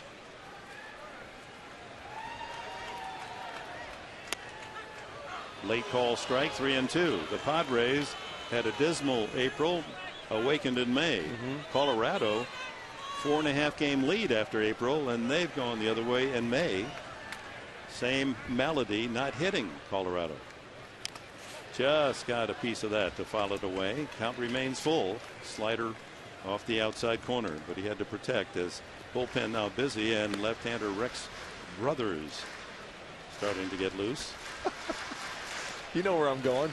No relation to Dr. Joyce Brothers, who you shared the broadcast booth with in the Naked Gun. In the Naked Gun, yeah. With about 50 other people. Ground ball toward the hole. This will really be a challenge for Tulowitzki, but look at the throw. Off balance, flipping from almost third base, and makes it look easy. He is something to watch. 1-2-3, the Padres story in the 6th. But now we're headed to the innings where the Padres do business. The 7th inning on, trailing 1-0.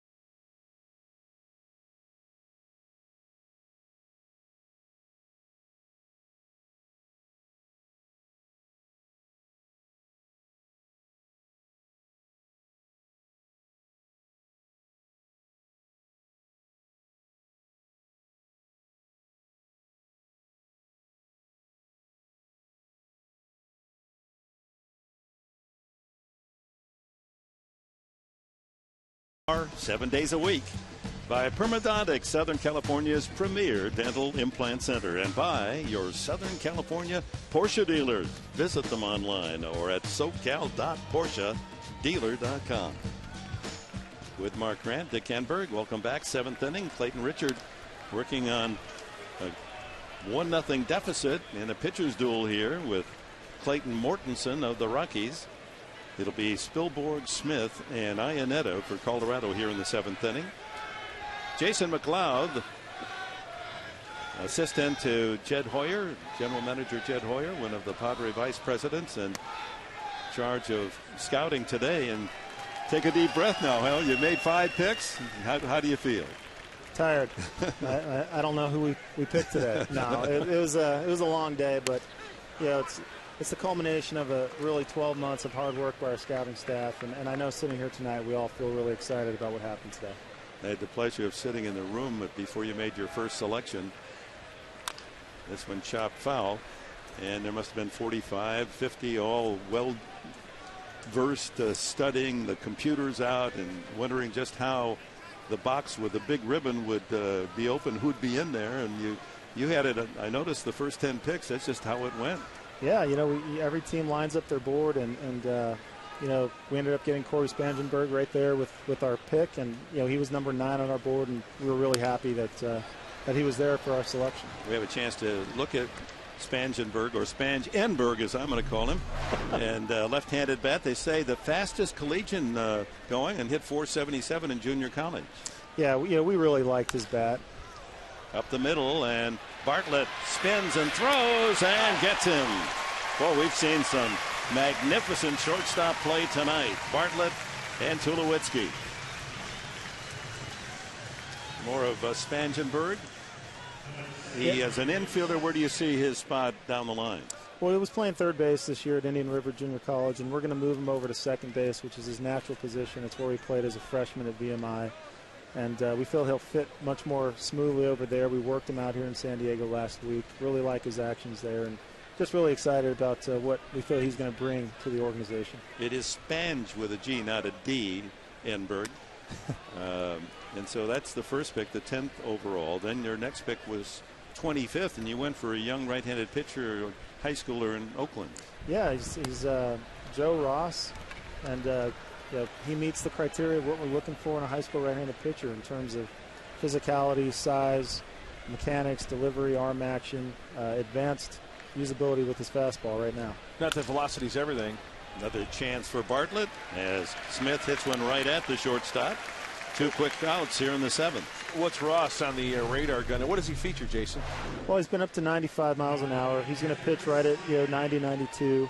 A plus curveball that he can locate in the zone for strikes, as you see right here. I like his mechanics. He's very clean, and that's what we look for. His arm works pretty effortlessly. And we really like how he can work his fastball on both sides of the plate. And, Dick will vouch for me here, but I like the midsection, the ham hocks. I'm serious. And I think that goes a long way with the pitcher. And this kid looks like he's got room to grow as well. So, this is strong from the waist down. Yeah, he's Tyson Ross's younger brother. Tyson with Oakland, who's 6'6". I don't think this kid will be that tall, but we think he's going to be much more broad through the back and shoulders. So he projects to be pretty durable. Iannetta, the hitter, 2 outs, bases empty here in the top of the 7th. The Rockies lead 1-0. Iannetta with the count 1-1. So it was a pitcher's draft going through the first round early into the second round. A lot of pitchers selected. Yeah, I mean it is a depth draft for pitchers. There was a lot of pitching in it, and we came back and took a pitcher with our 3rd pick at number 48, a kid named Michael Kelly out of Florida. Once again, fitting what we're looking for in terms of size, strength, and athleticism, the ability to use his fastball and drive it down in the zone. So we were really excited about getting him at pick 48. Kelly's 18. He's an 18-year-old at West Boca Raton High School. How does he, what are the differences between your 2nd and 3rd picks, Ross and Kelly? Gosh, hopefully not much, because we like both of them a lot. And Mike Kelly actually pitched her last year in the Aflac game, so he's been to San Diego before. He's performed on this mound before. And, he's another one who fits what we're looking for. Size, he's big, he's broad. We think he's going to be durable. We really like how he uses his fastball. His fastball's been up to 96. 96. With late movement in the zone down. So another kid that we're really excited about. High, and the count goes 2-2. Was there, maybe you can't share this, but it's curious on our part. Was there a place as you got into the 40s and 50s you said, is that kid still going to be up there for us? Was there one of those? Absolutely. You line up your board and you have guys that you just have a special gut feel for, and you're hoping that they're there. And as the draft's going and names are coming off the board, I think all of us have some butterflies in our stomach as you're watching the names come off, and you want that guy there. And every team I think feels good, as they should, after their first day of the draft. And for us to have 5 picks today, and the way that it fell, I know, speaking for all the guys in that room downstairs, that there was a lot of high-five and a lot of handshakes going on, because you work really hard. Your area scouts do such an incredible job getting to know these kids, getting their evaluations in. And Jace Peterson, our last pick at 58 today, he was a guy that all week the room was saying, we've got to get this guy. We've got to get him. And what did you like about him? Just the athleticism. We feel he's a rare college player that has upside and projection left, because he plays football at McNeese State. He's never been a 12-month-a-year baseball player, and we feel like that he has a lot of potential left in him. Eric Young Jr. is the pinch hitter for Mortensen. And we didn't talk about the catcher, Austin. Yeah, so Brett Austin out of North Carolina, switch hitting catcher. We really have a good feel for his bat. We think he has a chance to hit from both sides of the plate. He's a switch hitting catcher. Switch hitting catcher. He signed at NC State, and so he has an opportunity there. And we love the makeup. We love the passion. He's just one of these kids that loves to play the game. And we really like what we think he can be offensively behind the plate. So the first day's work is done. Plenty more tomorrow. How many picks tomorrow do you anticipate? Well, I believe we're going to go about 30 rounds, 29 rounds tomorrow. So we start at 9 a.m. The boys are all down in the room right now targeting guys for tomorrow, because we're starting with the 2nd round of the draft. So it's going to be another long day tomorrow. Another infield chance. Gonzalez, quick work of Young. Boy, what a night for Clayton Richard. He's gone through 7 innings, gave up the 1 run back in the first inning. Solid effort by the left-hander. Thank you, Jason. We're Thank you, all Dick. excited. Great to be up Hey, here. Thanks, bud. Good luck. Thanks so much. I hope we get a chance to talk about these names very soon. That'd be great. Keep that Span Jenberg happy, okay? We'll do it.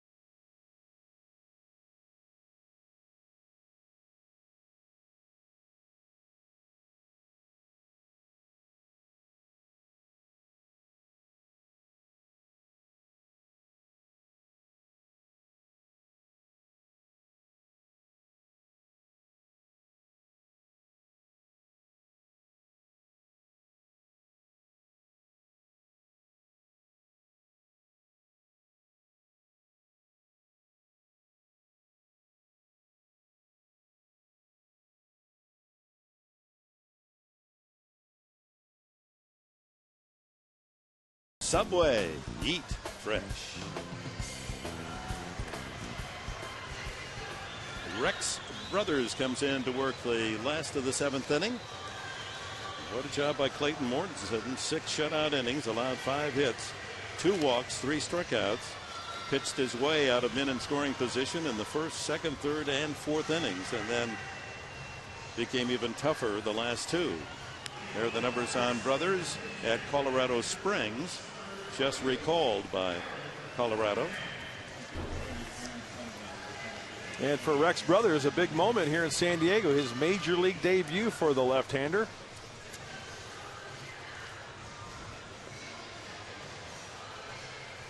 Aaron Cunningham is going to pinch hit for Kyle Phillips, and we'll probably have another pinch hitter. The third man due is the pitcher Richard.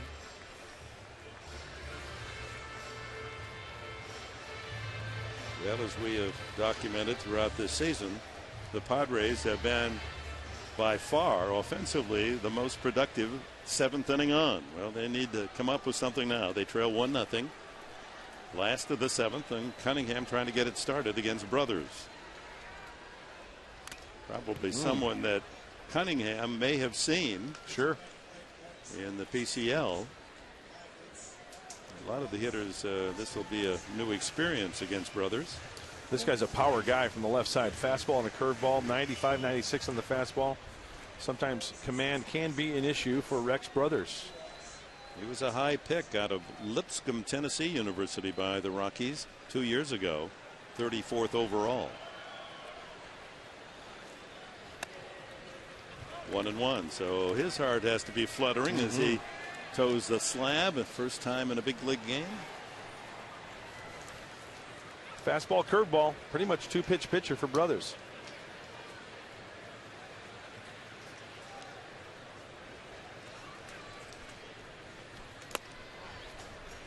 Just missed. 2-1. Not a big guy, not tall rather, but 205-pound boy. Gusts of wind blowing through Petco at the moment.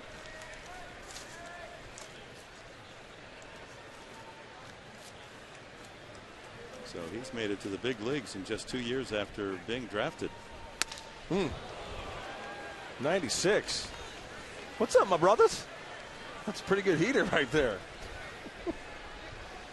He's not heavy. That's good. I like that. 205 pounds, but he's their brothers. 2-2. Foul back. Pretty straight fastball, though. So it's all about location. He can pound that inside to the right-handed hitters. No surprise when you look at his minor league record that he's a strikeout pitcher. Prior to this year, 81 innings, 98 strikeouts.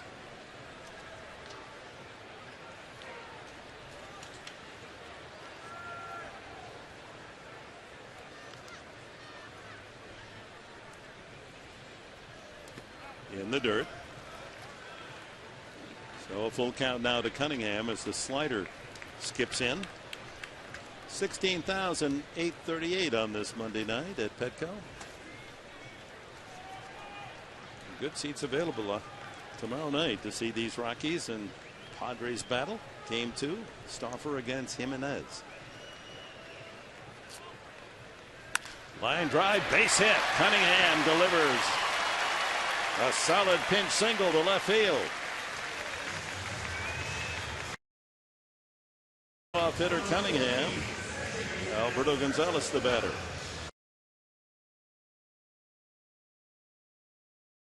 .96-mile-an-hour fastball, and if you time it just right, it's pretty straight.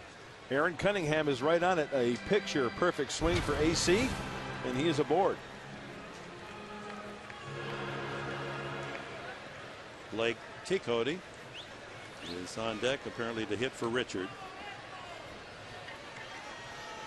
Gonzalez steps out of the batter's box. Hoffman down there at third whistled to say, hey, give me a look here, and goes through a series of signs. Bunt may well be in order here. Bottom of the 7th, a 1-0 game.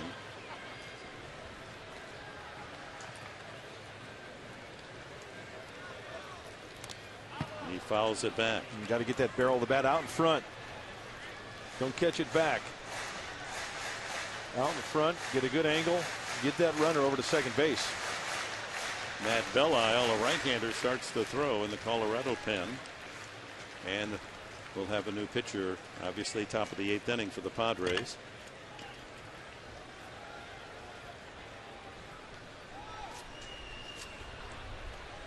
Mike Adams throwing for San Diego out in the bullpen. He jabs at that one as well. Kind of surprising. Gonzalez, you know, those good hands, a veteran player. That instead of letting the ball hit the bat, he's chasing the ball. Well put. He catch the ball on the bat. He's setting up early enough, so it's not like he's rushing, getting that bat out in front. So now down 2 strikes and probably swinging now. Cunningham, a good base runner, leads at first. Late on that 96-mile-an-hour fastball.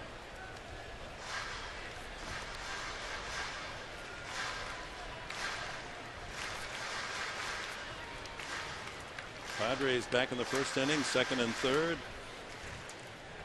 Couldn't bring a man in. Ludwig and Hopp struck out.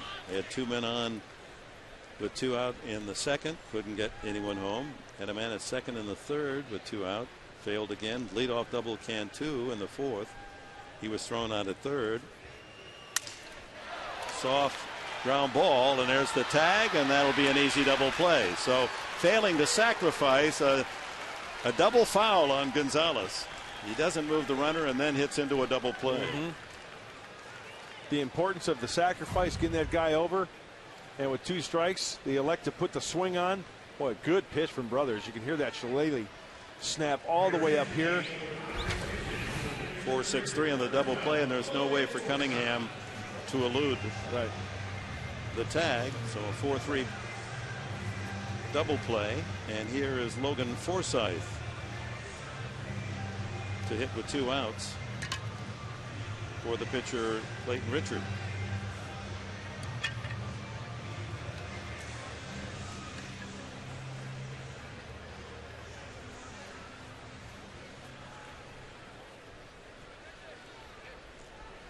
Forsythe picking up his first RBI over the weekend.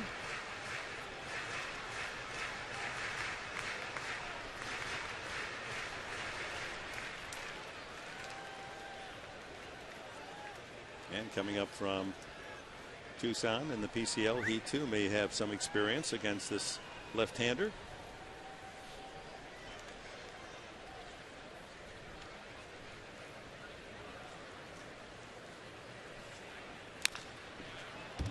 Comes out swinging.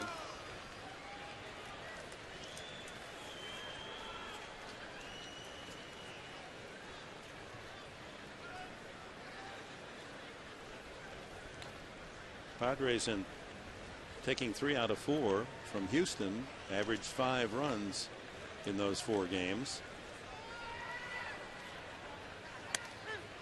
2 strikes the count. Well, the Rockies scored only 4 runs in 3 games at San Francisco, only 1 tonight, but enough to have the lead since the first inning. Clayton Richard went 7 innings, 1 run earned, 5 hits, 3 walks, 8 strikeouts. The 8 is not a career high, it's a season high. Popped up and out of play. He did strike out 10, a previous high.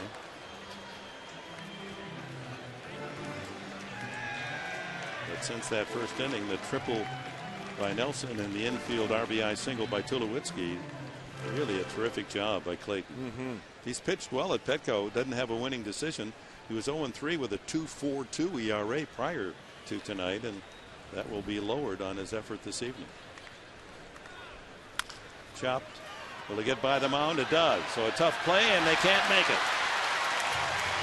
Once it got by the glove of the pitcher, Wigginton tried the bare hand pick up and throw, but couldn't control it. It's an infield hit for Forsythe.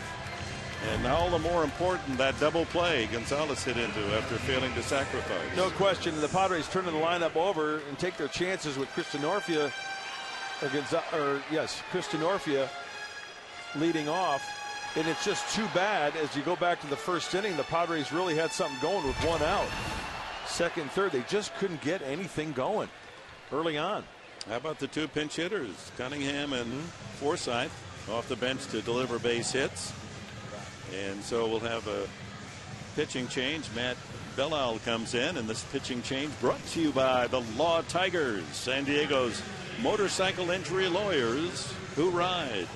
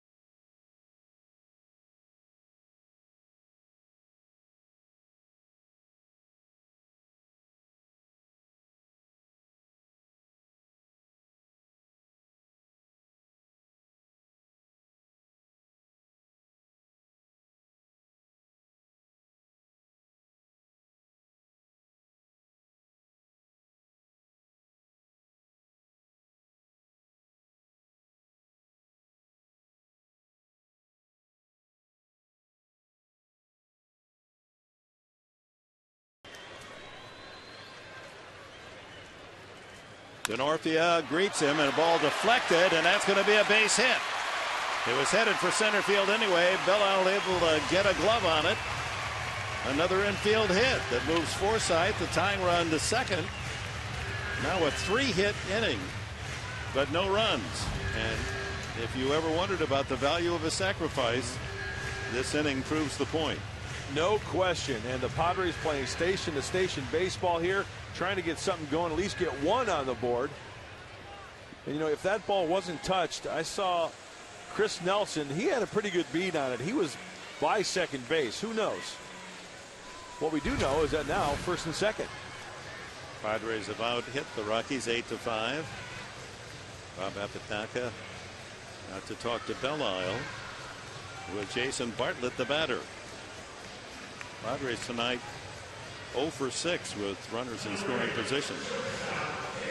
They really had a lot of opportunities yesterday. Won the game 7-2, but they were 2 for 17. Here's a chance for Bartlett. He's 1 for 2 tonight, a single to center and a walk.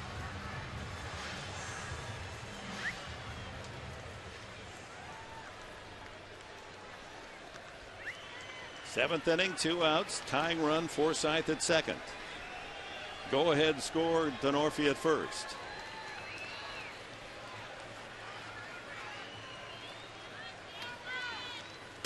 Outside and low. Belle-Isle 4-2 record, 2.84 ERA. He'll give up some hits, 247 batting average against.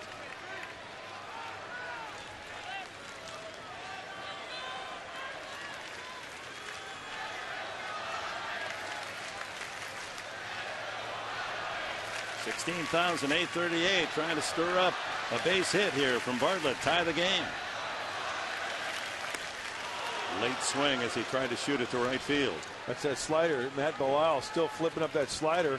High 80s. The sharp break. First pitch was off the plate. This one just a tighter breaking ball to go with that fastball curve and a change.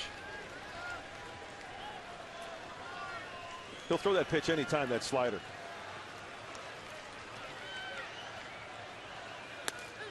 And that's in there. Fast. Now that's another slider. Yep, 3 in a row. So he jumps in front, 1-2.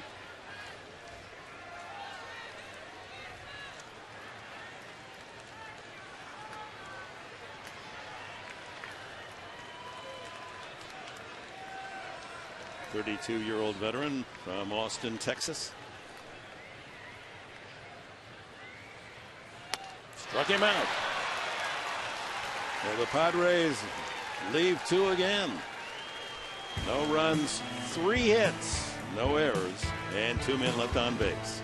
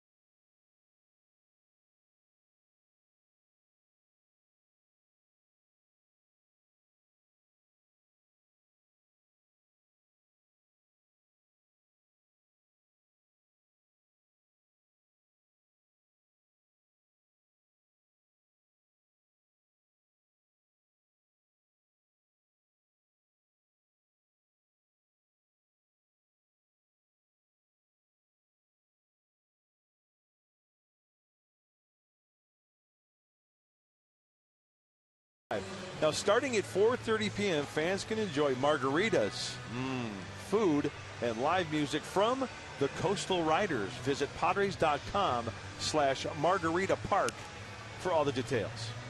Cocktails.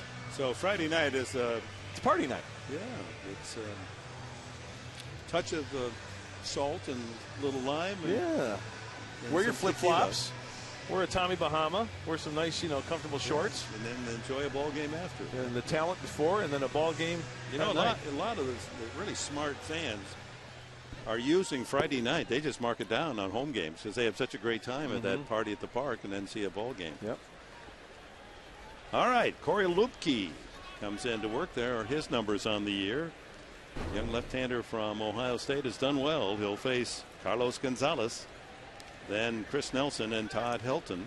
Rob Johnson comes in to catch. He'll be inserted in the 9th spot in the batting order, and Lupke 7th place in the double switch.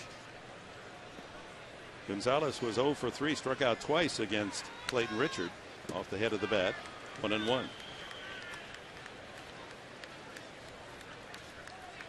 the Padres are not without chances tonight. Just can't put a run up on the board.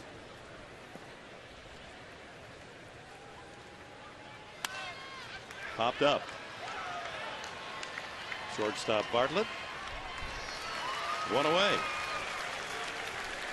Two key plays in the game if you're just joining us. Cantu led off the 4th with a double, ringing double into the left field corner, and then Phillips followed with a medium deep fly ball to center, and the Padres gambled, and Carlos Gonzalez with that tremendous arm able to throw a perfect strike into 3rd and nail Cantu trying to advance.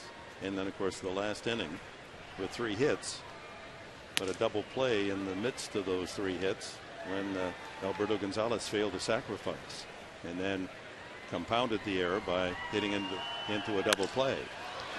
That ball hit high and far to center field. Back goes Denorfia and makes the catch some 390 feet from home plate. That Chris Nelson has been rocketing balls around it. He has a triple, a double, and flirted with something big there. Yeah, 3 times tonight. He is, or 4 times tonight.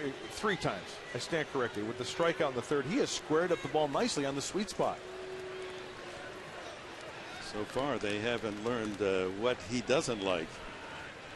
Based on his effort tonight, here's Todd Helton, doubled the last time. Lined one right down the left field line. He does such a good job staying inside the baseball, down the left field line. Slider sweeps outside, 1-1.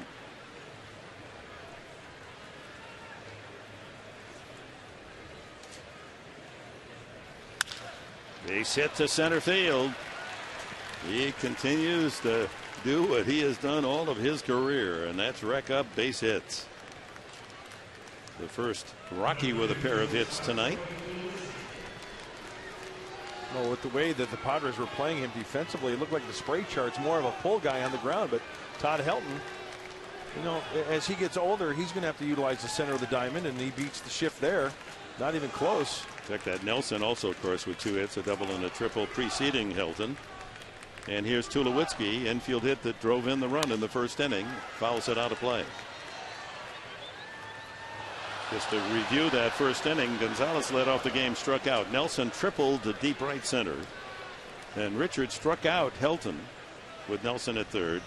Was ahead on the count to Tulowitzki, who banged one right up the middle. And Richard tried to use his foot to stop the ball. It carried him to short, but too late to get Tulowitzki, and the run scored, and that was it. And a pitching change going to be made here after Tulowitzki with 1 strike on him. A late move, and Mike Adams is going to come in from the bullpen, or make it Gregerson rather than Adams. Adams was warming up. Luke Gregerson comes in, and this pitching change brought to you by the Law Tigers, San Diego's motorcycle injury lawyers who ride.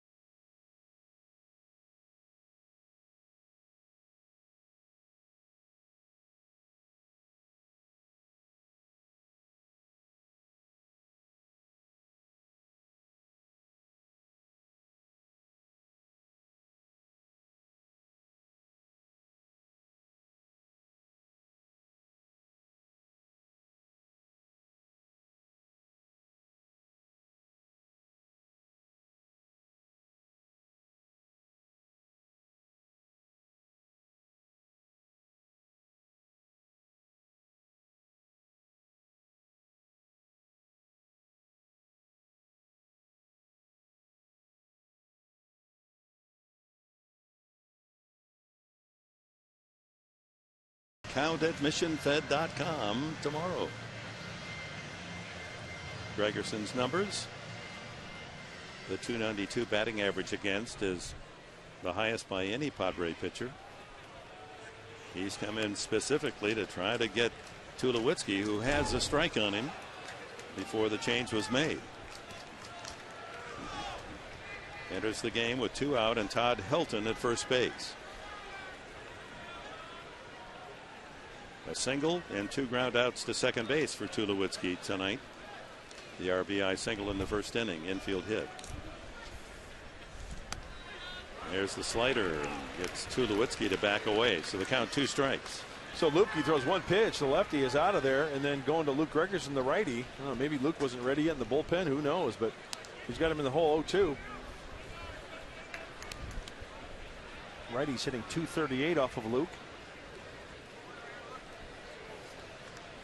Trying to rub a wrinkle up into a new ball. Get something up there Tulowitzki can't handle.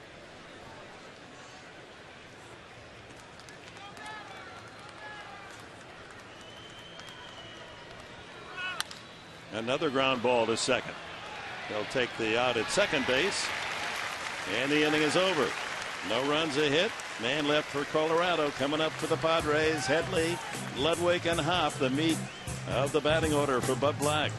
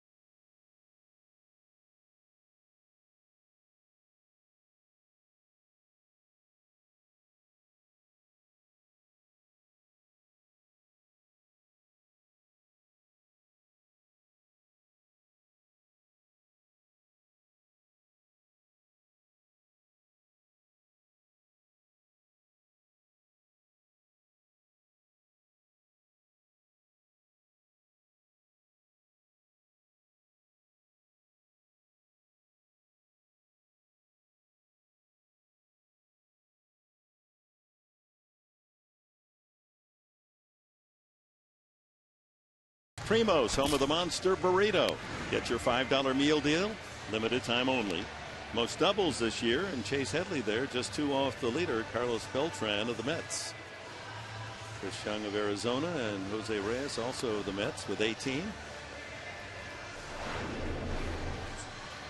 Be a nice time to add another double to that total. I was just going to say, yo, bartender, I'll take a double. And Rafael Betancourt toes the slab now for the Rocks. Well, here's a test of patience, folks. Slow it down, the 4-corner stall, Professor. Yeah. He'll go through his routine out there, take a lot of time in between pitches. Betancourt, fastball, slider, change. This guy's got more moves than contests on Dancing with the Stars. Chase Headley, a single and 2 groundouts to second.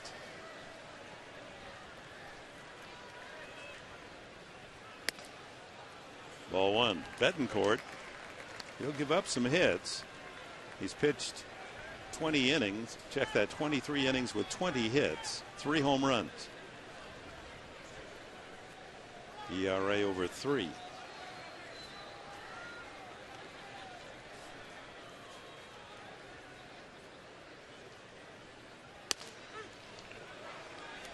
One and one.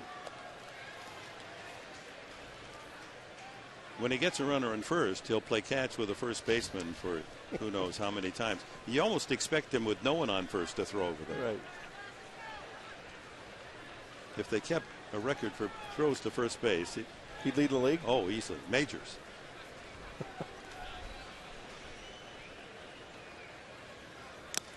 Fouled into the glove. He's bringing some heat. 93 miles an hour. Headley late on that swing. And I know we say it quite a bit, but when a pitcher takes his time like that, I mean, the defense, you know, they get a little antsy as well. They start looking in the stands. They start doing a little stretching. You know, start adjusting their cap, rubbing their eyes.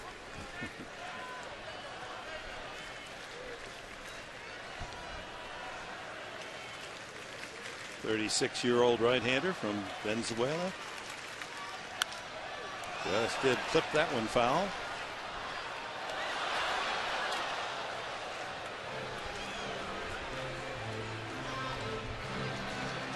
Reminder, tomorrow night, 6:30 for our Honda Dealers pregame show.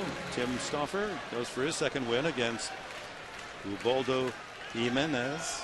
1-5 for Colorado.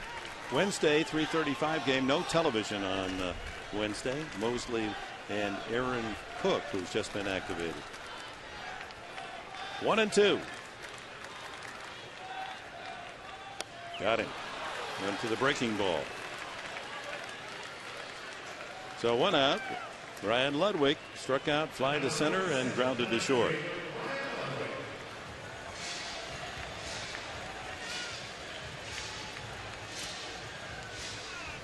Well, Betancourt through the years will show that he wants to throw the fastball away to the lefties, away to the righties, and then drop that slider we just saw. Good tilt on that slider. Basically a two-pitch pitcher, although he does work in a changeup very rarely.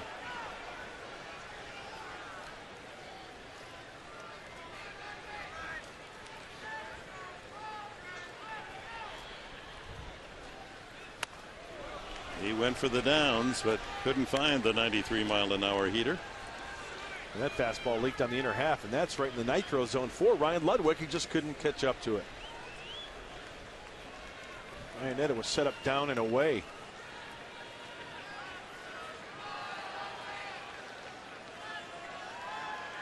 Padre leader in home runs and RBIs, Ludwig. Fouls it back. So Betancourt quickly ahead, 2 strikes.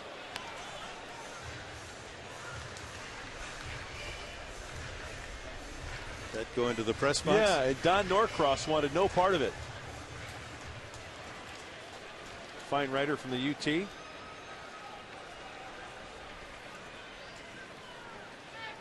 There he is. Oh, where'd my pen go?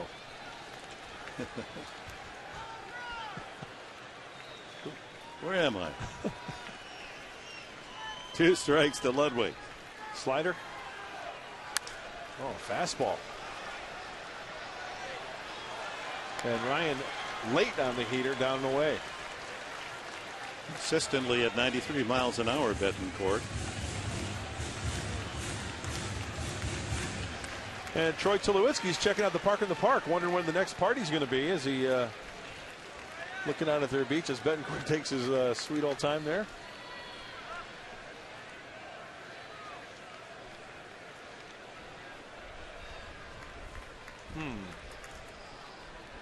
Pork bellies. I knew it. In the dirt, 1-2. Meanwhile, up at San Francisco, the Nationals have a 4-1 lead against the Giants. Bottom of the 7th inning. Dodgers lost tonight 3-1. So for the winner of this game, a chance to move up a half notch or a full notch in the National League West. Colorado tied with the Dodgers at the start tonight. Dodgers have lost. And the Rockies and the Dodgers just a game ahead of the Padres.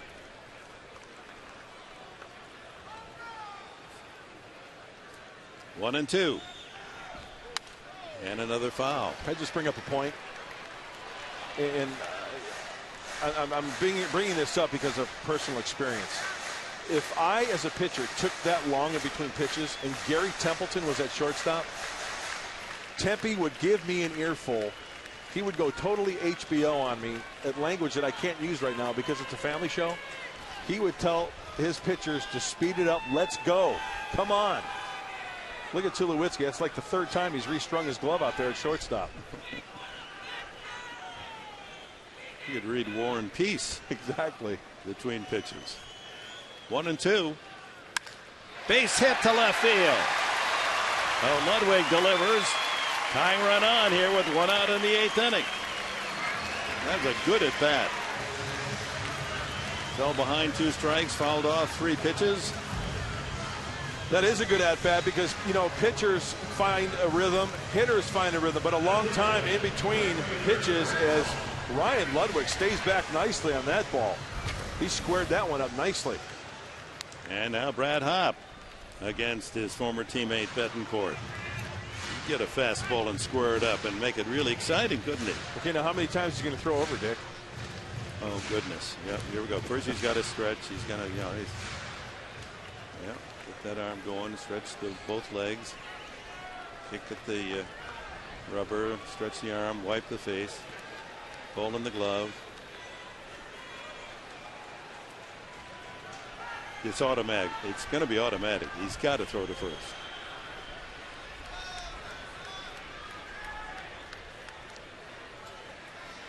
Bingo.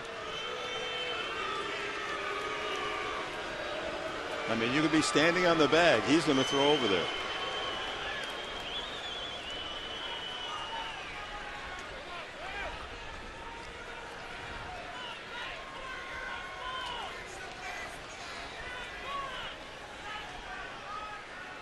Maybe you'll forget about who's up at the plate and feed him a fat fastball. Ooh, he was going for it. 91 on that fastball. Hopp has struck out twice tonight and grounded to first. 1-0 the score. The Rockies in front here. Bottom of the 8th inning. 1 out. Tying run Ludwig at first base.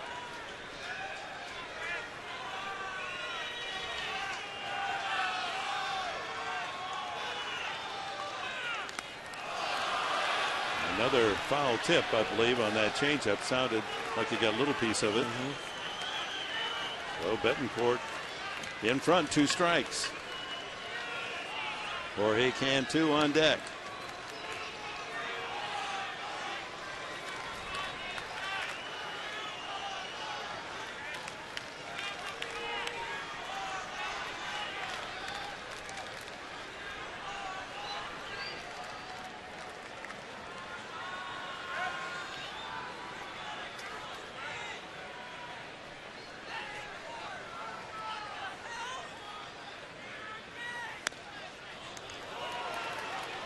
See, in tennis, he'd get a warning now. Oh, is that how it works? You get a warning. 25 seconds. You haven't served the ball, so you get a warning. And then if you do it again, then they take a point away, and they'll keep taking points away until you abide by the law. Yeah. There really is such a gray area as to when you would really start a clock. But it's obvious that he takes way too much time. 1-2.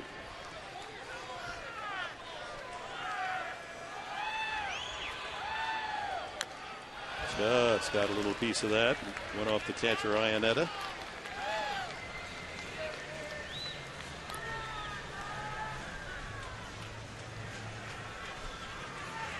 There was Walter Big Train Johnson. And there's Raphael Slow Train Bettencourt. This guy's the local train, right? A lot of stops. Oh, yeah. He's got a lot of stops. Walter was the express. He stops when there isn't even a station. 1-2. Ludwig ready to go from first.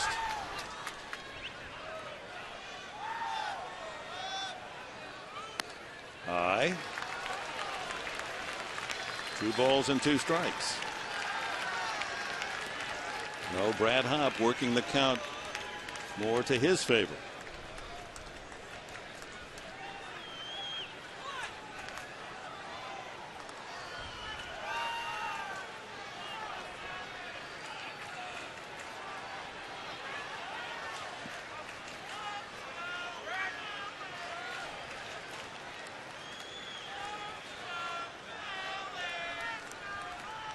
Oh, for the love of Pete.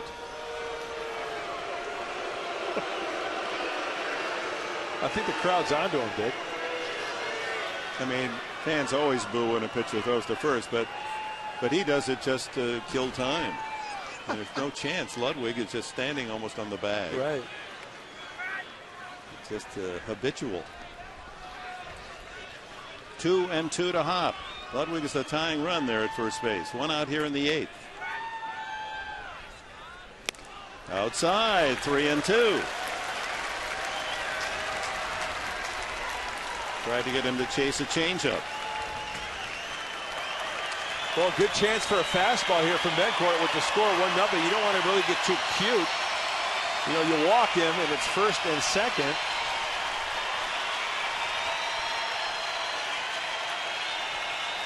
Hop might get a good pitch here to rip at, and you never know.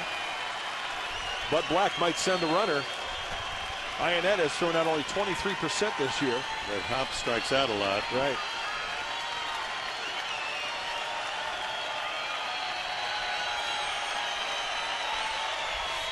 High, ball 4. So Hop waits him out. Earns a free pass, and that moves the tying run into scoring position with 1 out. And Jorge Cantu due up. And we're going to check out the Carl's Jr. pitch track in this at-bat to Brad Hop. We're going to condense this in about 20 seconds in a 6-minute at-bat. Bencourt away, and down. Falling off a good pitch there, but Brad Hop knows that he's got pretty good control off that outside part of the plate. Good eye. And he lays off the high heat, and the Padres have a little bit of something going here with a single and a walk. But consistently away. Betancourt away to the lefties, away to the righties. And Jorge Cantu must know that, as Matt Reynolds, left-hander, getting loose, and it's got to be aggravating for Tracy. I mean, any pitcher that works this slowly, it's agonizing. I mean, obviously, he's done a lot of good work, or he wouldn't be in the bullpen. Sure. And it's his, you know, relief pitchers are all a little quirky, whether it's their move or their, you know, their beard or the way they stomp around the mound, or in this case, just kind of put you to sleep. You know, just, I'm not going to really play at any pace. And from a pitcher standpoint, that might work to his advantage at times. Yeah, no, that's his. I think he feels that is, you know, a little added strength. All right, 2 on, 1 out, and Cantu, who's hit the ball hard tonight, a double, a long out to left, and a ground ball to short. On the outside corner. Working away. Yeah, you follow that pattern and hit it away. Knock it to the opposite field. Ludwig the tying run off second. Go ahead score. Hop at first. Padres have had plenty of base traffic and men in scoring position throughout the night.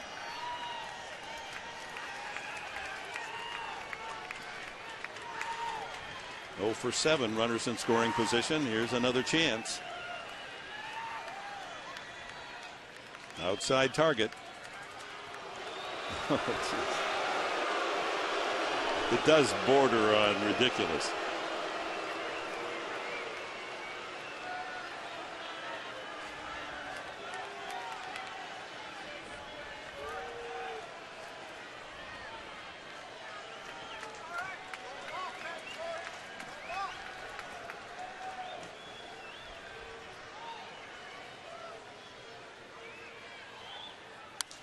Out of play, so he's ahead as he was with Hop, 2 strikes, but lost Brad Hop.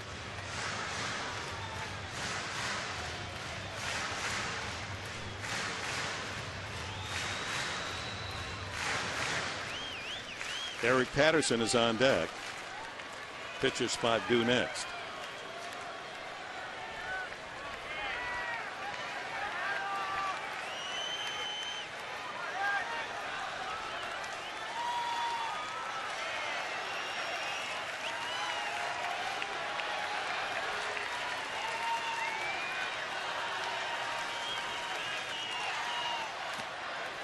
Tried to get him to chase a slider. 1-2. You know, just thinking, Betancourt, he takes so much time in between pitches in the game. I mean, does Jim Tracy, if he wants him in a game on Wednesday, does he have to call him on like Tuesday and say, hey, start warming up? I'm going to need you like in the 7th?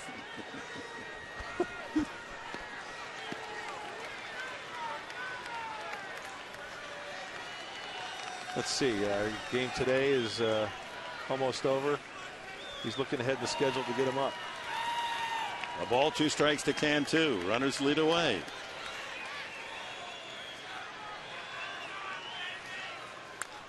He had a hanger there. Had a hanger, and I think Jorge knew it. Way out in front. You know, you're geared for the fastball, and hitters are taught to adjust to the breaking ball. See how far out in front he is? Reaching for it, not really letting that ball travel. Hey, easier said than done when a guy's throwing a fastball and then throws a wrinkle on one.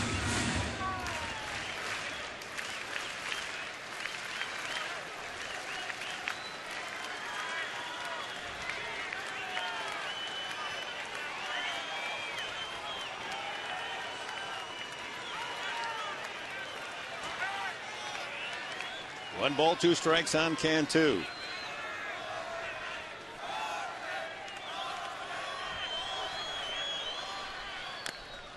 Got a fastball. A little more on that one. 94. Once again, a good hanging breaking ball that he missed, and a fastball that looked like it was down the heart of the plate as well. So off balance just a little bit, and that's all it takes.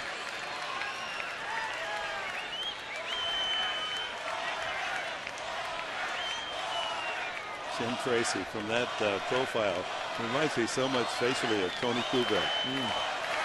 Good call. Jorge, they chant.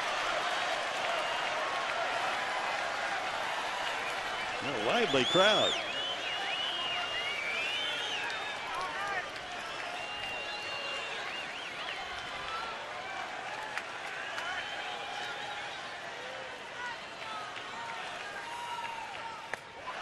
Two and two.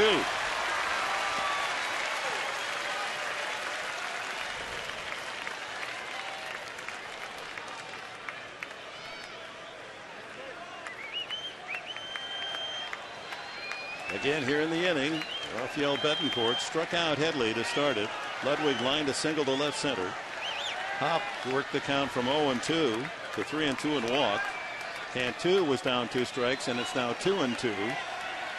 A 1-0 Colorado lead here in the bottom of the 8th inning.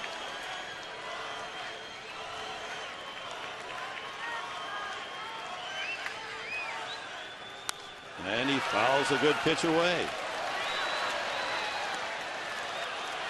Padres with their best run of wins at home all year, 3 straight. Trying to make it 4 against the Rockies. Tulowitzki goes in. Slow it down a little bit here. What are saying? Let him hit it. We'll turn a double play for you. He's kind of upset. You know what? As Troy left that meeting, he kind of ran off, shaking his head a little bit. Oh, uttering some displeasures from the Rockies shortstop. He might have been told to get out of here. 2 on. 1 out, 2-2 the count to Jorge Cantu.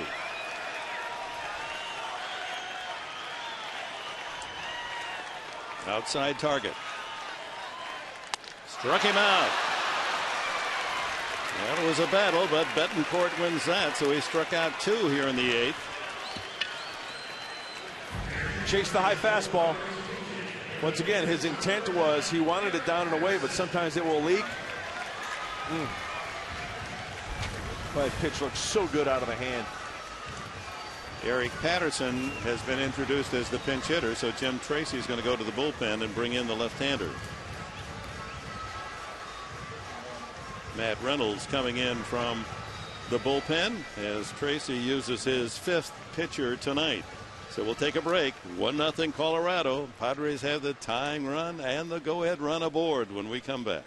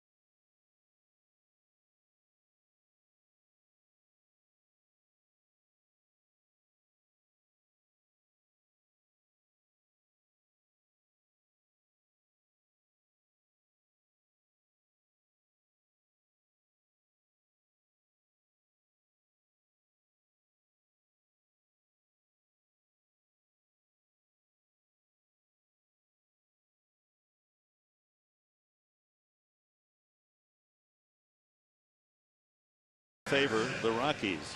Reynolds is their toughest pitcher to hit, a 145 batting average against. And he goes against Eric Patterson, who is 1 for 16 as a pinch hitter. This left-hander has allowed only 8 hits in 16 innings of work. Fastball slurve, a split and a change, and another thing working towards the lefty. Reynolds, he goes from the first base side of that rubber. So as a left-handed hitter, he's coming right at your front hip pocket.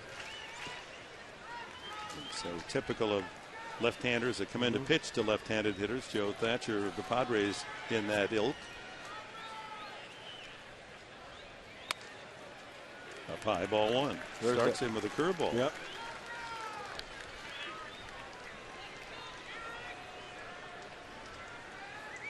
Ludwig with a 1-out single is at second. Hop at first, aboard on a walk.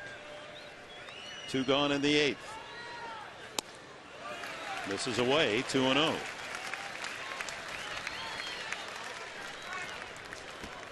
Alberto Gonzalez is on deck.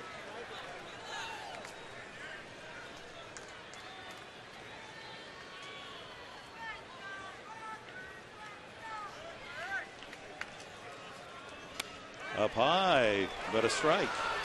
A late call from Cheetah. You know, though, he's called that pitch all night, has he not? He has. That seemed a little higher. Yeah. Good frame job by Iannetta. So 2-1 to Patterson. 3-1.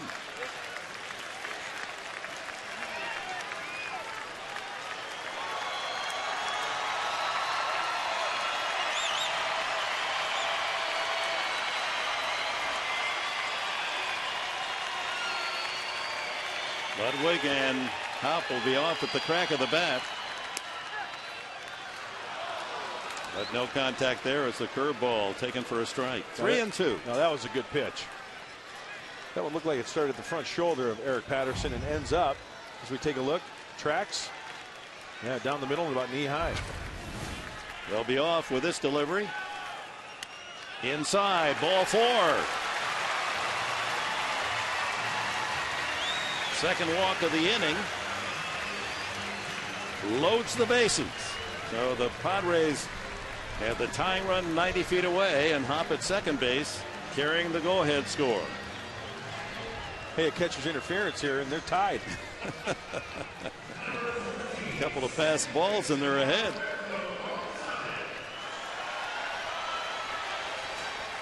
Gonzalez, last time up in the 7th inning, after a single by the pinch hitter Cunningham, failed to sacrifice on 2 tries and then hit into a double play, only to have Forsythe and Denorfia follow with singles. But the Padres didn't get anything, and he pops this one up, and it's going to be out of play off behind the dugout of the Padres. Well, this would be a wonderful time for Alberto to make amends. Yeah, not getting that sacrifice done, as you mentioned earlier in the 7th inning, really hurt matters for the Padres. Well, he had an RBI single Saturday and a 2-run single yesterday. Bases full of Padres, every pillow. Fouls it away, so 2 strikes to count. Seems like this whole inning has featured Padres up there with 2 strikes on it. Ludwig at third, Hop at second, Patterson at first.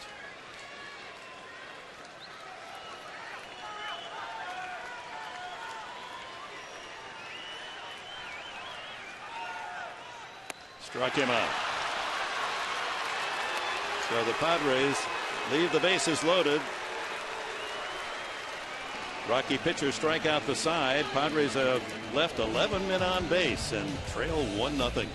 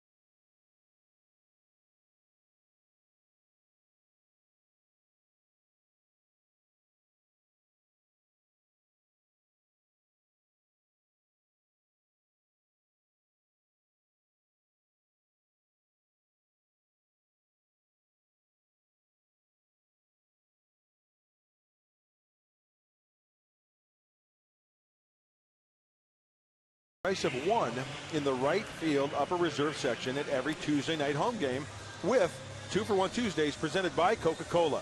That's 2 tickets, normally priced at $13.50 or more each, for just $6.75. And even I can do the math on that, Mr. Enberg.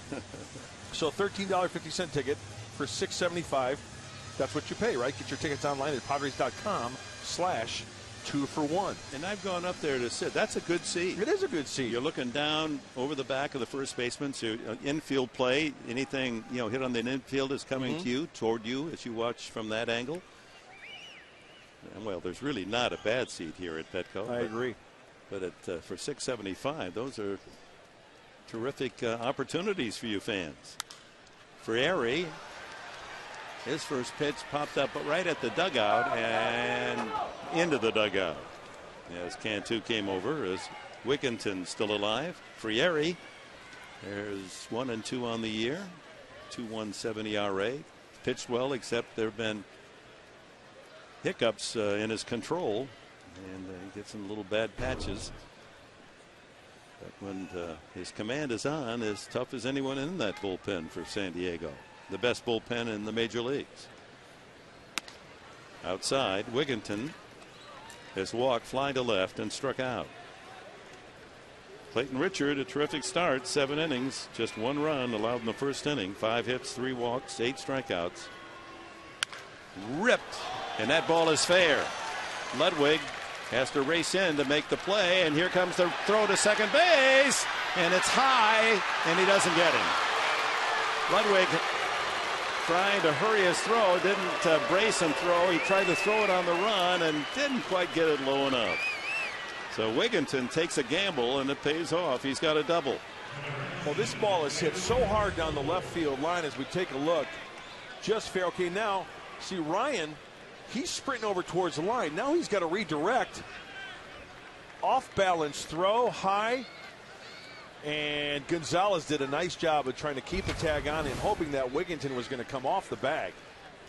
So Frieri greeted with a double here in the top of the 9th inning. Spilborgh's looping single to right in 3 at-bats. Just the 7th hit for Colorado tonight, but 3 have been doubles and a triple. And the triple led to the run back in the first inning. Maybe Jim Tracy has enough confidence in Spilborghs to try to punch that ball to the right side. And 2 things can happen. One is if it's an out, I know the infielders are in a little bit, but on contact, the runner at second base, Wigginton, should be well aware of a ball struck that way that he can go. Hey, if it's an out, it's an out. If it gets through to the right side, it works to their advantage. 2-0 as Frieri falls behind. Ground ball to short. So Wigginton has to go back to second. Bartlett throws him out, 1 away. Brings up Seth Smith, tough left-handed hitter. Started the night best average for the Rockies, 301. He's 0 for 3 this evening.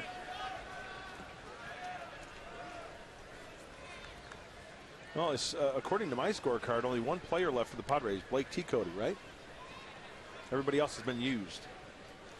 And for the Rocks, Dexter Fowler, he's kind of on the shelf there with the oblique. Jonathan Herrera, Jose Morales, and Jason Giambi from the left side. Scorecard management. Smith takes it inside, ball 1. Smith facing the left-handed pitcher, Richard, popped up, grounded into a double play, and grounded to short. Now faces a right-hander for the first time.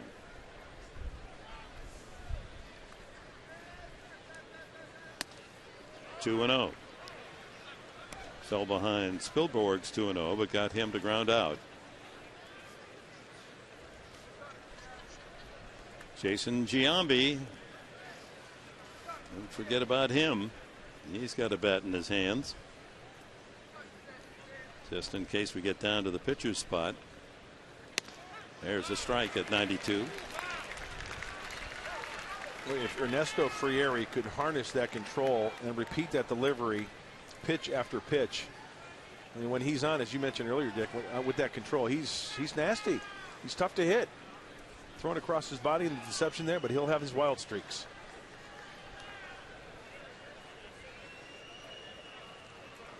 Yeah, Well, the Giants, who all of last year had that penchant for coming from behind, especially at home, trying to do it again tonight. Down 4-1 in the 8th. They've scored a couple and trail 4-3 and still at bat in the 8th inning.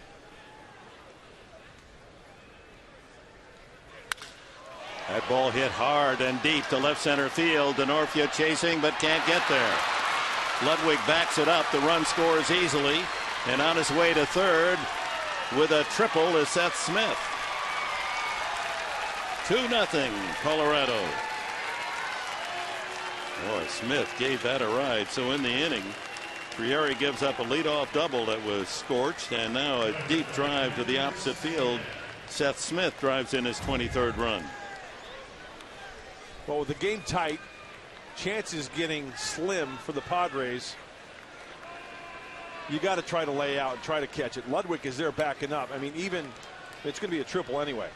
Ludwig's nowhere near it, so DeNorfia's got to at least try to get some leather on it. The ball was tailing away from him, slicing away from him right off the bat. So. Now, yeah, so, you know.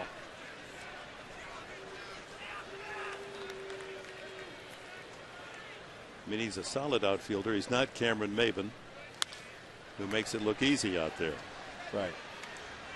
There's no knock on DeNorfia. He gives you all that he's got, and that's why he's battled himself into a major league uniform. Iannetta has walked twice. That gives him 34 walks on the year. He's got to be the walkingest catcher in baseball. Infield in, trying to cut off another run. And just in case a squeeze was on, a pitch out called.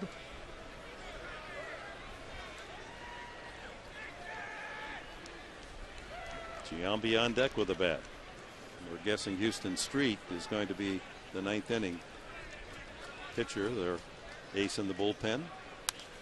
Out of play. He was a little out in front of that breaking ball.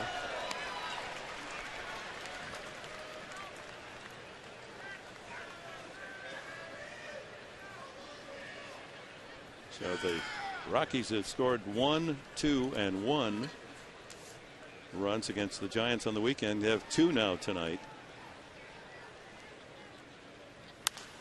Popped him up. Might be a play. Cantu to the railing. And it goes into the second row.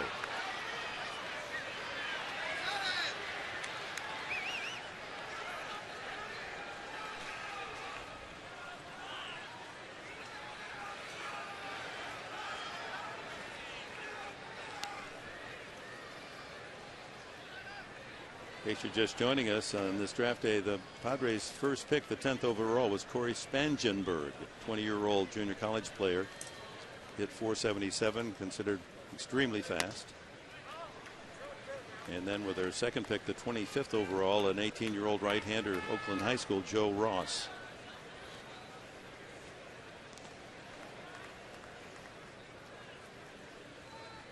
Their other 3 picks, they took a shortstop, another pitcher, and a catcher. Switch hitting catcher. 2-2 the count. Over but low.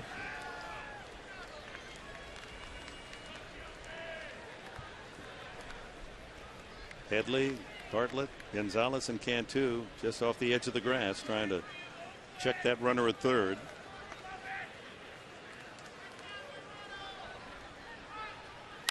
Popped him up. Will that make it to the crowd? No. Yep. Oh, he's just staying alive. Now, some folks like to complain about the deep dimensions in the outfield. I think maybe we've got the dugout too close to home plate. Really? You know, for hitters like this. Yeah. How are they getting away with this? I kind of like the close dugouts, quite frankly. I do too. I'm just a tongue-in-cheek. I know you like to be close to the action. Hear that ball pop into the glove. Absolutely. Full count. Runner at third, 1 out. Ground ball by Bartlett, and it's a 3-0 game. So Frieri has faced 4 men. He's given up a single, a double, and a triple, and the Rockies have exploded here in the top of the 9th. Iannetta with his 24th RBI. Jason Giambi, who had a big game earlier this year. First time in his career he had 3 home runs in one game. They were 3 in a row at Philadelphia.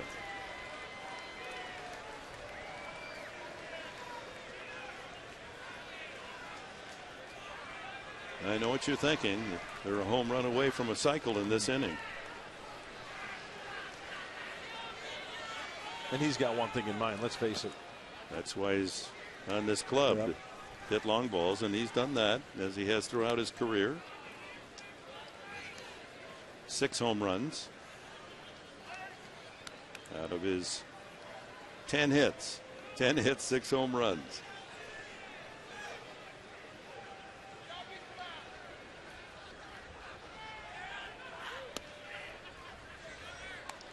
And all the balls were hit right on the nose this inning. It wasn't as if there was anything cheap about triple, double, or that last single. Bartlett might not have gotten that if he was playing back at his regular position.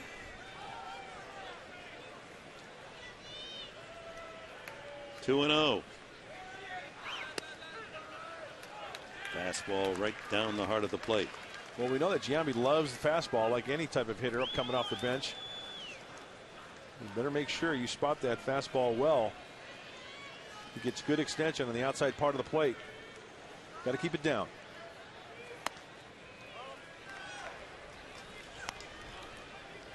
We'll go to the top of the order after Giambi, Carlos Gonzalez.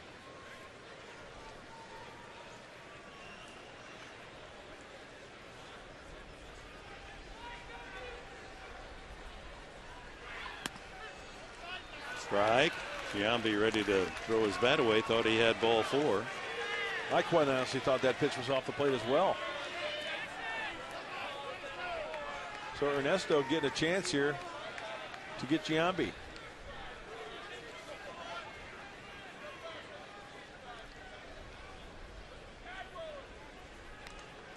Shift on with Headley playing almost midpoint between second and third.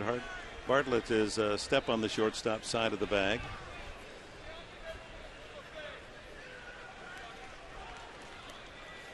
Runner goes, swung on and missed, throw to second. Double play. Strikeout into a double play. But the Rockies get 2. 3 hits, no one left. Last call for the Padres.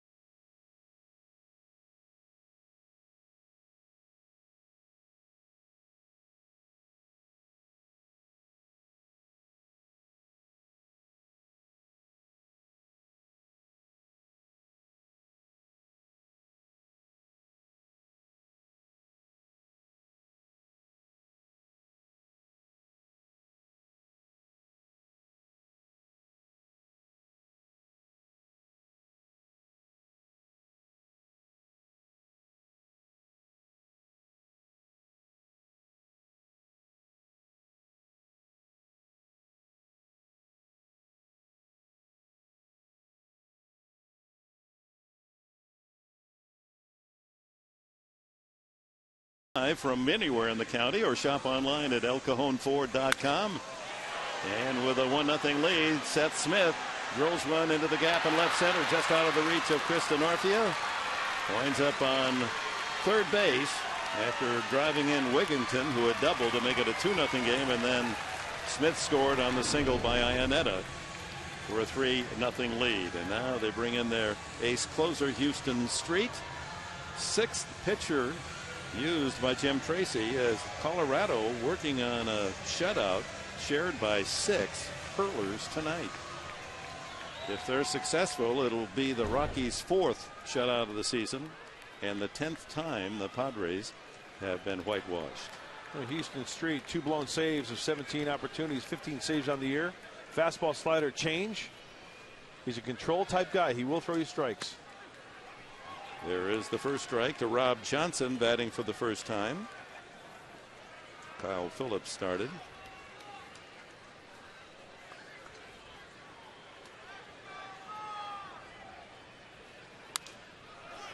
Quickly ahead on the count, 2 strikes with Denorfia and then Bartlett to follow. It's not as if the Padres haven't had opportunities. They've stranded 11 tonight. Yeah, that hurts. 9 hits to go with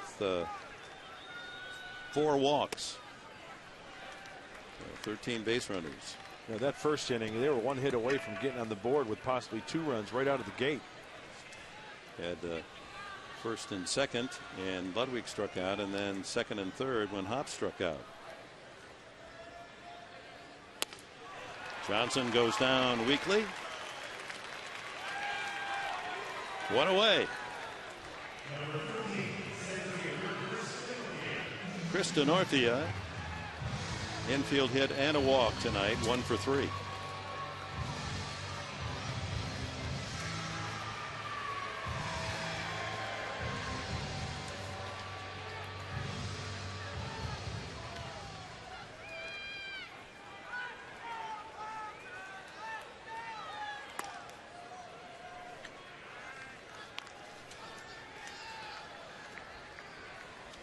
Street looking for his 16th save of the year.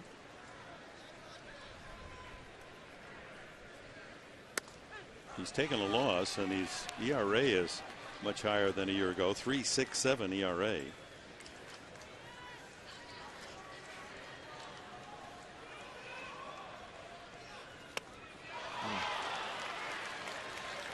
Slider fooled Denorfia, 1-2. You know, Street, if I recall, he had one of those outings where he kind of gave it up, you know, a crooked number, 3-4 spot, maybe even his 5 spot. And we all know that that'll affect a closer's ERA. Right down the middle, taken by Denorfia. So the Padres struck out going back to the 7th inning when they had 3 hits but no runs. Bartlett struck out to end that inning. All 3 batters struck out in the 8th, even though the Padres loaded the bases on a single and 2 walks. And now the first 2 men here in the 9th inning have struck out. So the last 6 outs made by San Diego have been striking out.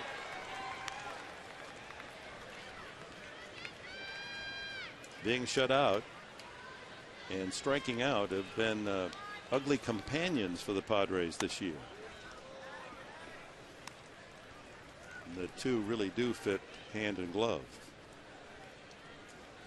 Leading the majors in striking out, and if they are shut out tonight, it will be the most by any team, and that's the case. A 6 pitcher, 9 hit shutout, and the Rockies take game 1 of this 3-game series 3-0. We'll be back with the final totals at Petco Park right after we pause for these words.